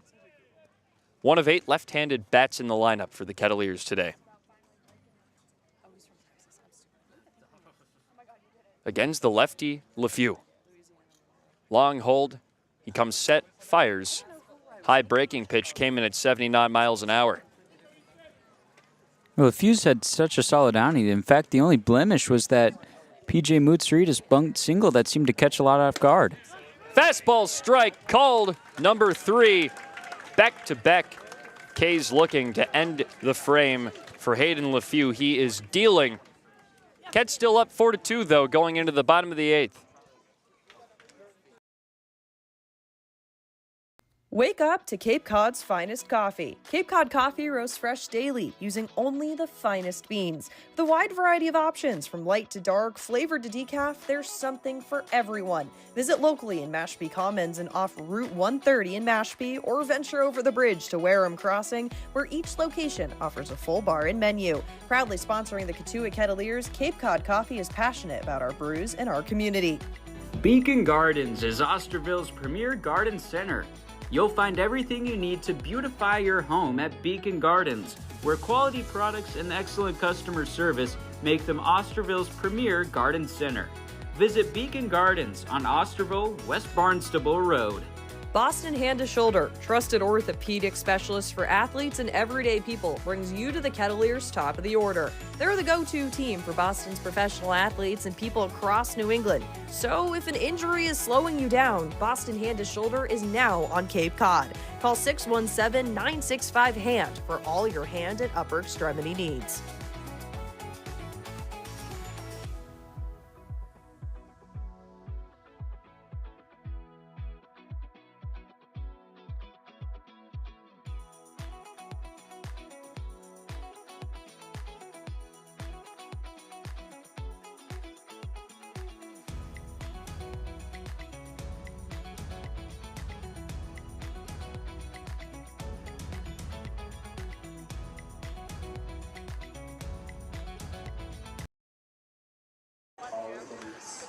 Tyler Albanese is coming out in the bottom of the 8th in relief of Colt Carlone to try and keep this a 4-2 ball game.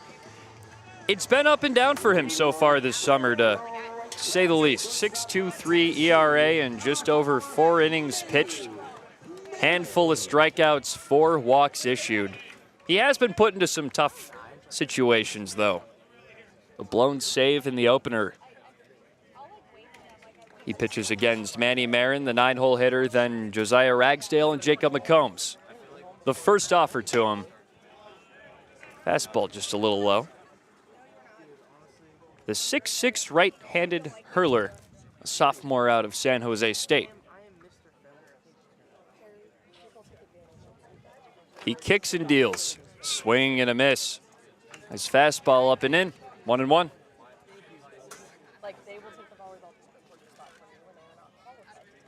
Large gap in the middle of the infield. Mutsaritas playing about even with second and third, as is Advincula. Closer to second. Feet in the outfield. The pitch home. Drops in a breaking ball, strike 2.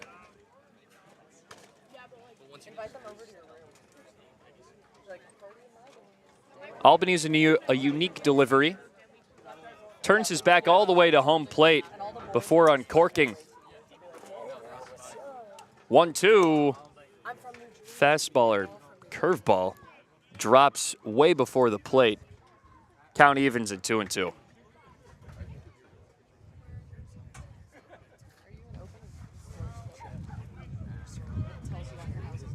Albanese with the blue glove. Comes set. The kick, the offer. Hit high in the air out to right field. Ranging to his right is Stevenson making the grab for out number 1.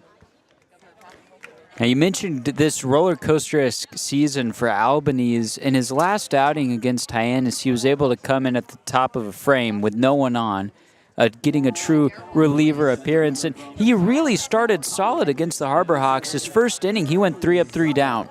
So when he comes into a game without inheriting runners, he seems a lot more confident and secure on the mound.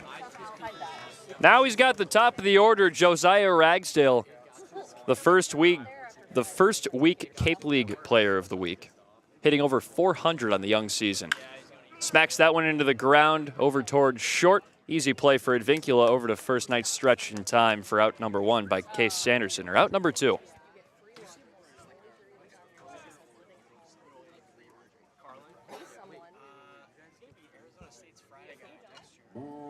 Two down for Jacob McCombs. Pair of strikeouts and a ground out to the pitcher, his first time up. McCombs out of UC Irvine, one of the best programs in the Big West. Went to the regional this year. Hitting with 2 outs. Albanese fires. High fastball.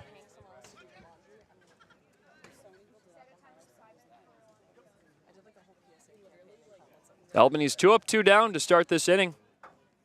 Now he's got Jacob McCombs, who is still searching for his first knock on the Cape. Albanese kicks and deals the 1-0. Hit high in the air, tailing foul that's past the bleachers down the left field line. Count evens, 1-1.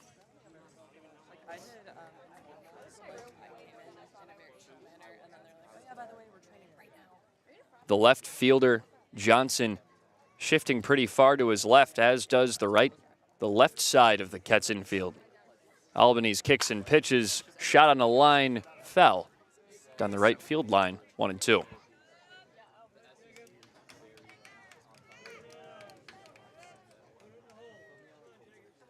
Albanese recalibrates on the mound. Working first base side of the rubber.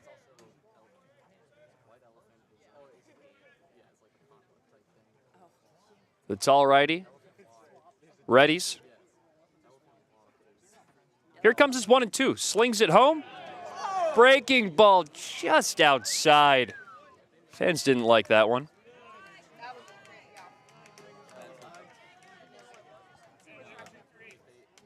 Two and 2 count. 2 outs. Nobody on. It's a 4-2 ball game. Albany's looking to preserve this 2-run lead the Ketts possess. 2-2 pitch.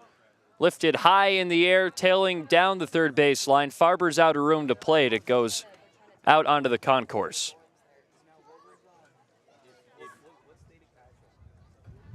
So we'll do it again. McCombs steps back in. Struck out in his last 2 at-bats. Brings the bat over his shoulder. He's ready. Now Albanese. Standing straight up on the hill. Kicks, deals. Hard grounder rolls towards second. Playable for Advincula. Fire to first is in time. A 1-2-3 frame for Tyler Albanese takes us to the top of the 9th here on Cape League TV. 4-2, Ketts lead. The Kettleers Call to the Bullpen is brought to you by Beacon Gardens, Osterville's premier garden center. Located on Osterville, West Barnstable Road, Beacon Gardens prides itself on quality products and excellent customer service. Check out their tremendous assortment of garden products. That's Beacon Gardens, Osterville's premier garden center. Hey, it's Chris here. From bean to bite, sip, savor, and share a moment at Cape Cod Coffee. Their 2 Mashpee locations include the perfect brunch spot in Mashpee Commons and a lunch and dinner restaurant with a full bar right off Route 130. Cape Cod Coffee has also opened a new location in Wareham Crossing where you can indulge in delicious breakfast, lunch, and dinner options. Visiting any of these locations will leave you absolutely thrilled. Cape Cod Coffee is a proud sponsor of the Cotuit Kettleers.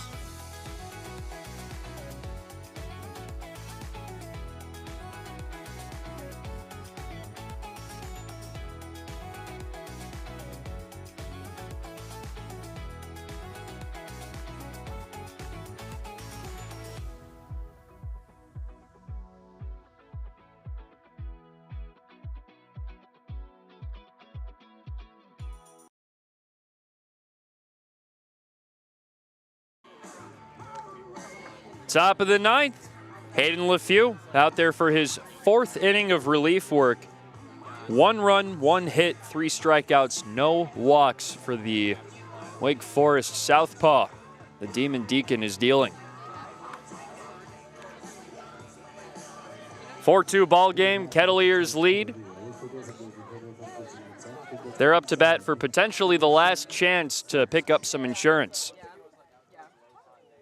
Anderson French, the first stick, left-handed.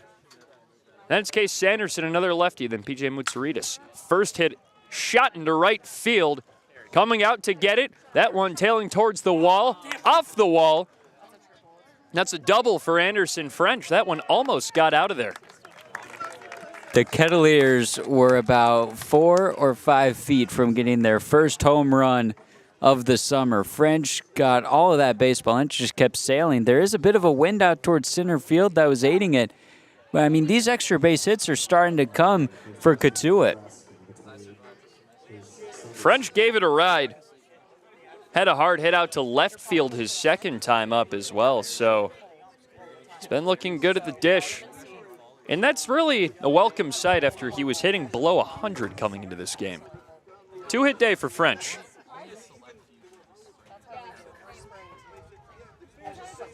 LeFew settles to face Sanderson with a runner on second. Long stare, fires home. Sanderson looks to bunt. Pitch skips away. Over to third is French. This broadcast is a copyrighted production of the Cape Cod Baseball League. Any unauthorized duplication, retransmission, or other use is strictly prohibited. Killed that. Thanks, man. We love a good copyright read. Yeah, flick that paper. Get that sound up. Back to baseball. It's 0-1 count. Sanderson at the dish. And no out base runner at third. That pitch in there, a strike. Right on the inner corner, about belt high. 0-2. French led this one off with a double all the way to the base of the right field wall. Here comes the 0-2 pitch to Sanderson. He shoots that one out to left field. Coming back on it is Sear. Makes the play. That's well deep enough to score French, who trots home for the 5th run of the ball game for the Kettleers. They're up 3. You ready for this, Connor? The 5th run for the Kettleers. That is the first RBI for Cotuit today. Wow. Not to mention, that's a season high in runs for the Kettleers. 5. They're up by 3. First hurl to Mutsaritas gets socked into the screen behind him. 0-1. So a sac fly by Case Sanderson scored Anderson French. Cats are going to have a nice lead entering the bottom. They offer, and they're down low, count evens at 1-1. 1 down, no one on now for Mutsaritas.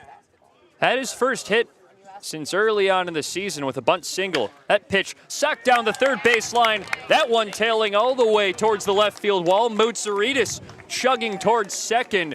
Helmet almost falling off, and he's in there with a stand-up double. I mean, this has been a completely new Cotuit Kettleers team over the past 2 games. Extra base hit-wise, it's the same team that we saw take on Bourne. I mean, the hit from Mutsaritas, just hugging the third base line all the way down into the corner, those weren't the types of hits that were falling for Cotuit the first 6 or so games of the season. Now it's like these are really starting to piece together. Here's a stat for you, Chris.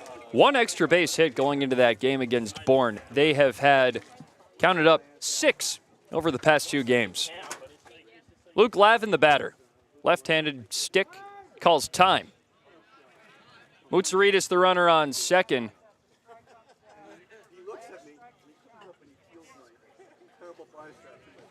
Strike 1 on Luke Lavin.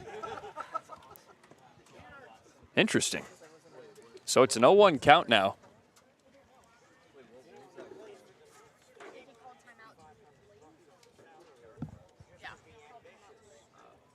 So LeFew, his long look at second, does that whenever there's a runner over there, fires home. That's lifted, a hard liner, gets down. Mutsuritas chugging around third, sprinting into home. Another run driven in for the Kettleers. A one-out single off the bat of Luke Lavin. I think the most true line we can say right now, Connor, is hitting loves company. The base hits have been coming in pairs for Cotuit. The RBIs now coming in pairs. I mean, this is just an all-around complete offensive performance from Cotuit. 2 base hits, both hit down the line, away from outfielders. It's just really solid hitting all around from everyone. Not to mention, they're doing it lefty-lefty against one of Brewster's best arms. Here he comes home to Advincula, who slung that foul into the screen. It's 0-1. Kettleers up 6-2 now. Their second crooked number of the ball game. They scored 2 back in the third. 2 again here in the top of the 9th. LeFew looks at first, now fires home. Low fastball. 1-1 is your count with 1 down. A base runner on first, Lavin, after he drove in Mutsuritas with a single. Out to left field. 6-2 is your score. Here's the throw home. That shot high in the air, tailing down the third baseline, coming over to play it in the outfield is the third baseman, Cotuit. Caught for out number 2.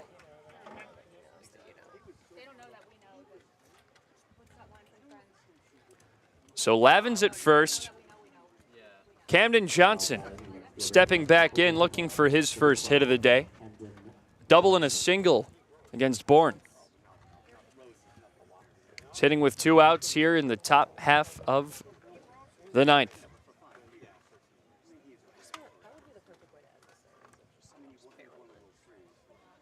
The throw home. Hit high out into left center.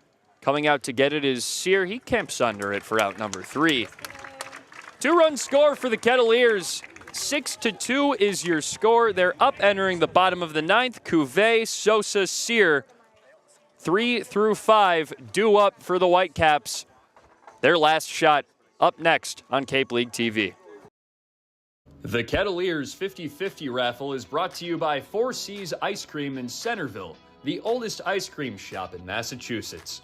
They've been in business 91 years, carrying many of the same unbelievable flavors. Visit 4 Seas Ice Cream and taste the difference. Get your 50-50 raffle tickets now. From bean to bite, sip, savor, and share a moment at Cape Cod Coffee. Their 2 Mashpee locations include the perfect brunch spot at Mashpee Commons and a lunch and dinner restaurant with a full bar right off Route 130.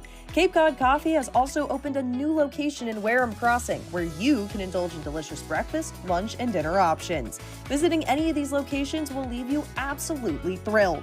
Cape Cod Coffee is a proud sponsor of the Cotuit Kettleers. The Kettleers are sponsored by longtime Cotuit residents Pat and John Callahan of Kinlan Grover Compass.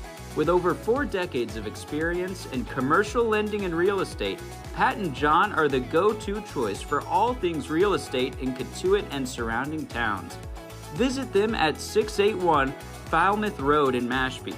That's the Callahans from Kinlan Grover Compass, proud sponsors and longtime fans of the Kettleers.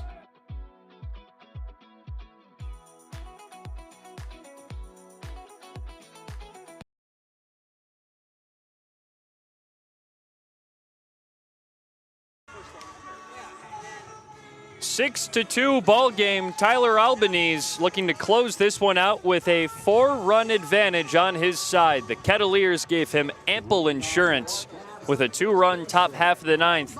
He does face off against a tough part of the Brewster order. Daniel Cotuit, Alex Sosa, Blake Sear, 3 through 5. Cotuit, the third baseman from Miami, hit .375 at school, hitting over .300 on Cape coming into this game. Albanese's throw home. Breaking ball strike. Leads off strong.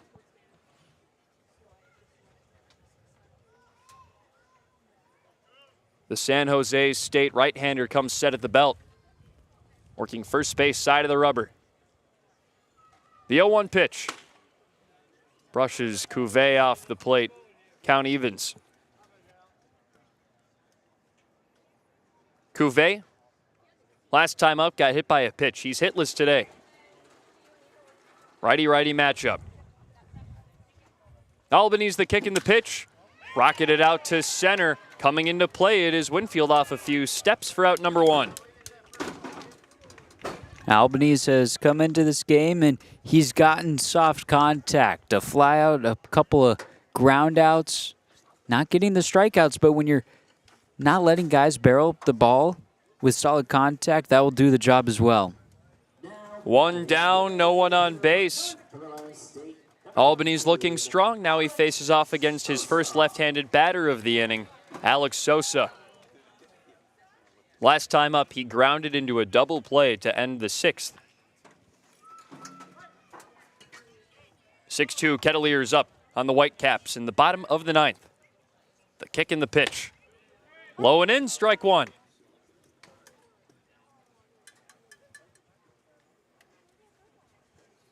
Sun almost all the way down here at the lightless Stony Brook Field.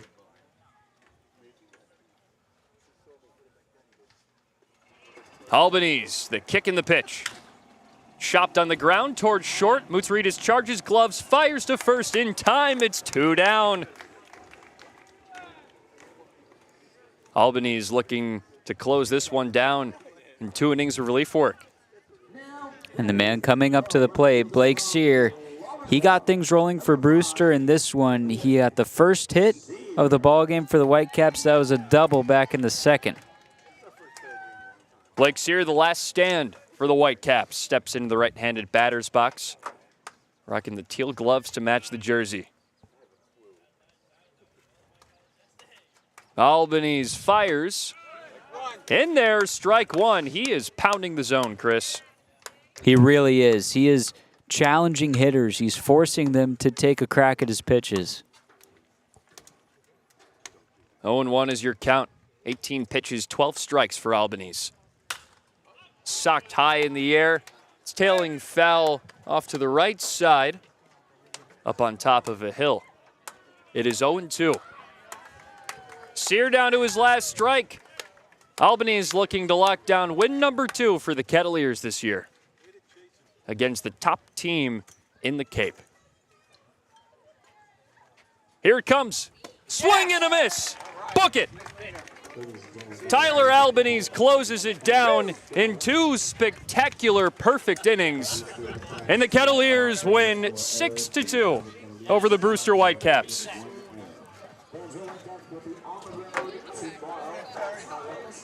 Six runs, 8 hits for the Kettleers, 2 runs on 4 hits for Brewster. And the Kettleers, their first road win against the top team in all of the Cape.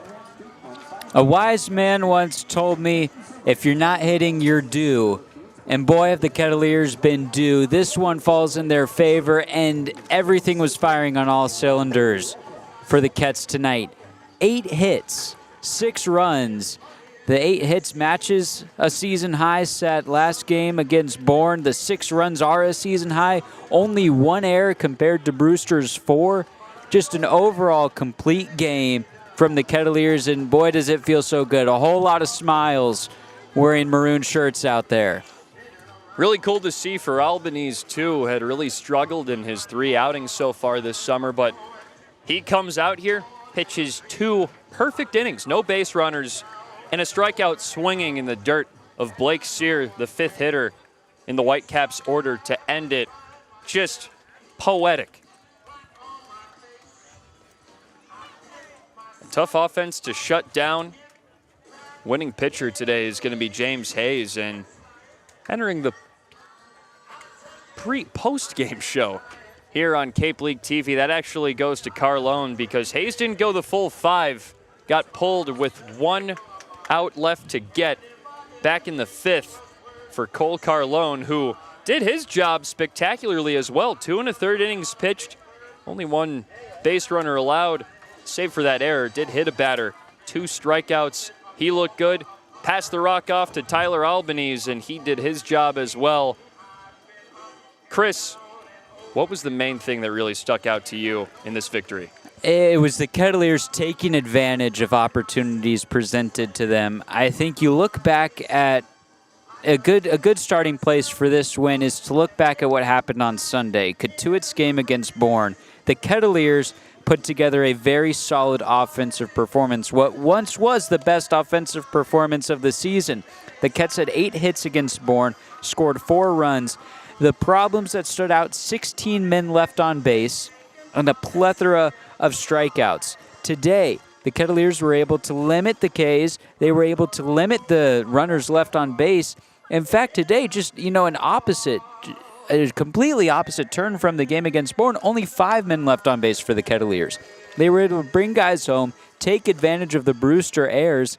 I mean, all the Kettleers at one point needed to do was get a guy into scoring position, and then the Whitecaps would take care of it themselves. Did exactly that. 4 errors for the Whitecaps defense because the Kettleers played a great game today, but I think it's safe to say that was helped by the tough day on the infield for the Brewster Whitecaps, like you said, Chris. Yeah, there was a period when Cotuit had scored their first 4 runs that no runs scored were via an RBI. In the 9th inning, the top of the 9th, the Kettleers did end up getting RBIs 1 and 2 on the day. But still, I mean, even if you're not getting those RBIs, you still have to do something to get those runs home. And it was the aggression on the base pass that was working for Cotuit as well. Getting those stolen bases, taking off early, messing with pitchers' timing. I mean, it all really starts on the base paths. And Cotuit has had such a historic team, always had a team that does well historically on the base paths. And that was shining through tonight. I mean, this team looked like a team that was confident out on the base paths from inning number 1. And it almost doesn't really show up on the stat sheet. They only got 2 true stolen bases, but the amount of times the Whitecaps would make an error on the field or there'd be a late throw in and the Kettleers would take quick advantage of that, countless. Just the base running, aggressive and smart. And smart is the big word because we have seen the Kettleers run into many a back pick or just a general pickoff from the pitcher. And today, nothing of the sort. They were incredible out there. The only real threat, the only real time that happened was Jaron Avincula when he reached first base. And there was a back pick attempt to get him, and he had to dive back quickly. I believe that was back in the 3rd. And he was safe. That was the only real time things got scary for the Kettleers on the base paths. And Avincula ended up coming around to score after that. So even then, it didn't pay much of a factor. In fact, it even helped out the Kettleers. So let's get back to the pitching for just a second for the Kettleers. Looking at the scoreline here, that's 10 strikeouts thrown by the Kettleers. And looking at these innings, 1, 2, 3, 4, 5, 6 1, 2, 3 innings issued by that Kettleers pitching and defense.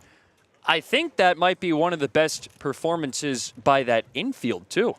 Well, a tip of your cap to James Hayes, who had 3 up, 3 down innings. And then the other 2 were Tyler Albanese. And you could count Carlone, who had a de facto 1, 2, 3 inning. He did hit a batter in there. But overall, the pitching just was really solid. You look at those 3 up, 3 downs for Hayes, a lot of it was via the strikeout. He was able to generate those swinging strikeouts towards the end of his night. He finished with 7 strikeouts, no walks. Just a great day for command for James Hayes. And then you look at what Carlone did. He was able to get some soft contact. He relied on the strikeout towards the end of his outing. And then Albanese, I mean, he was just challenging guys to hit his pitches. Albanese threw 20 pitches over 2 innings. 15 of those were strikes. The entirety of the Kets pitching staff was just pounding the zone and pretty much daring this hot-hitting Brewster team to hit. And the guys that came into this game with all the hits, Daniel Cuvée and Josiah Ragsdale, the 2 of them combined today, 0 for 7. Not to mention Jacob McCombs, the 2-hole hitter, 0 for. The 4-hole hitter, Alex Sosa, 0 for. The majority of the hitting for this Whitecaps team came from the 5 spot and on. Dalton Wentz, the 6-hole hitter, had 2 hits. Blake Sear had a double. Colin Priest had a double of his own, hitting 8th. But just a quick look around the league before we continue with this post-game show. YD leading Wareham 13-7 in YD. Hyannis leading Falmouth 3-0. Bourne on Orleans 1-0. Harwich and Chatham scoreless in the top of the fourth. And the Cotuit Kettleers improving to 2-7 with a 6-2 victory over the now 6-3 Brewster Whitecaps. Cotuit comes back home to face off against Chatham with a new sense of purpose, and that's against a Chatham team that got him the first time. Well, that game against Chatham was really close. That was over at Veterans Field in Chatham, and Cotuit was really going back and forth with the Anglers until the final 2 innings when Chatham was able to, well, it started in the 7th. Chatham was able to score 1 in the 7th and then 2 in the 8th to end up walking away with that one, a 4-2 win. I think this ballgame tomorrow will be a little bit different just because you're talking about a Cotuit team that has 16 hits in the past 2 games. And of those 16 hits, 6 have been extra base hits. This isn't even factoring in a team that has yet to find a home run ball. You have to think if the extra base hits are contagious for the Kettleers, so should the home runs. So overall, this is just a really hot Cotuit team from the batting standpoint, and the pitching standpoint has been solid all season as well. I mean, the bullpen, solid all season. Starting pitching has been solid all season. So I think things are really starting to fire on all cylinders for the Kettleers. And these have just been 2 away games. They haven't even gone back home to Lowell Park. To have that home support, to have that familiarity, to not be traveling on a bus to get to the stadium, that also should be a big boost for the Kettleers. That's where they had their first win against Wareham at Lowell Park last Sunday. 2-1 in extra innings. They scored 2 in the bottom of the 10th to get that one. But another story we haven't really touched on, the returners of this lineup, Anderson French and PJ Moutsouridis, each of them a single and a double. 2 hit days for those two. They came up big in the 6 and 8 hole for the Kets. I mean, if there was ever a worry that they would miss a beat coming back into this Kettleers lineup, it was quickly squashed. I mean, French, his first plate appearance of the day, rips a single. Moutsouridis did take some time to warm up, but his last 2 at-bats, a perfect bunt in the 7th inning, and he ended up coming around to score. And then in the 9th, a double, which he came around to score. Moutsouridis was doing his job, which was to get contact, get on base, and then use his speed. He stole third off of that bunt back in the 7th inning and eventually scored off a ground out of Luke Lavin. He drove him in on the single as well. So an all-around great performance for the Kets. 2 hits for Jaron Advincula, 2 hits for French and Moutsouridis. And then in the 9 hole, 2 hits for Luke Lavin, who continues to drive in runs. Any final thoughts, Chris, before we go? This was a fun one. Again, we can keep hammering this point home. This has been some of the most complete baseball the Kettleers have been playing all season long, and we knew it was bound to happen. You knew it was right around the corner, and now that we finally hit the moment, it has been a breath of fresh air. You can tell in the dugout, you can tell with the team, you can tell with just about everyone involved that this is the Cotuit Kettleers team we were expecting to see this summer, and I'm sure it's going to continue onward. We'll see how things turn around for the Kettleers. Again, they have improved to 2-7 on the season. Brewster down to 6-3. They're on a 3-game skid after starting the season undefeated, 6-0. But the Kets, they're getting hot, and the league better watch out. They've got Chatham tomorrow at 5 o'clock at Lowell Park. Brewster tomorrow against Hyannis, against the Harbor Hawks in Hyannis at 6 o'clock. Be there at 5 on Cape League TV. Listen to us and the whole crew. For Chris Albright, for Brooke Kilgore, for Sorka Lewis, I'm Connor Shue. Signing off for the night for a Kettleers victory 6-2 over the Brewster Whitecaps.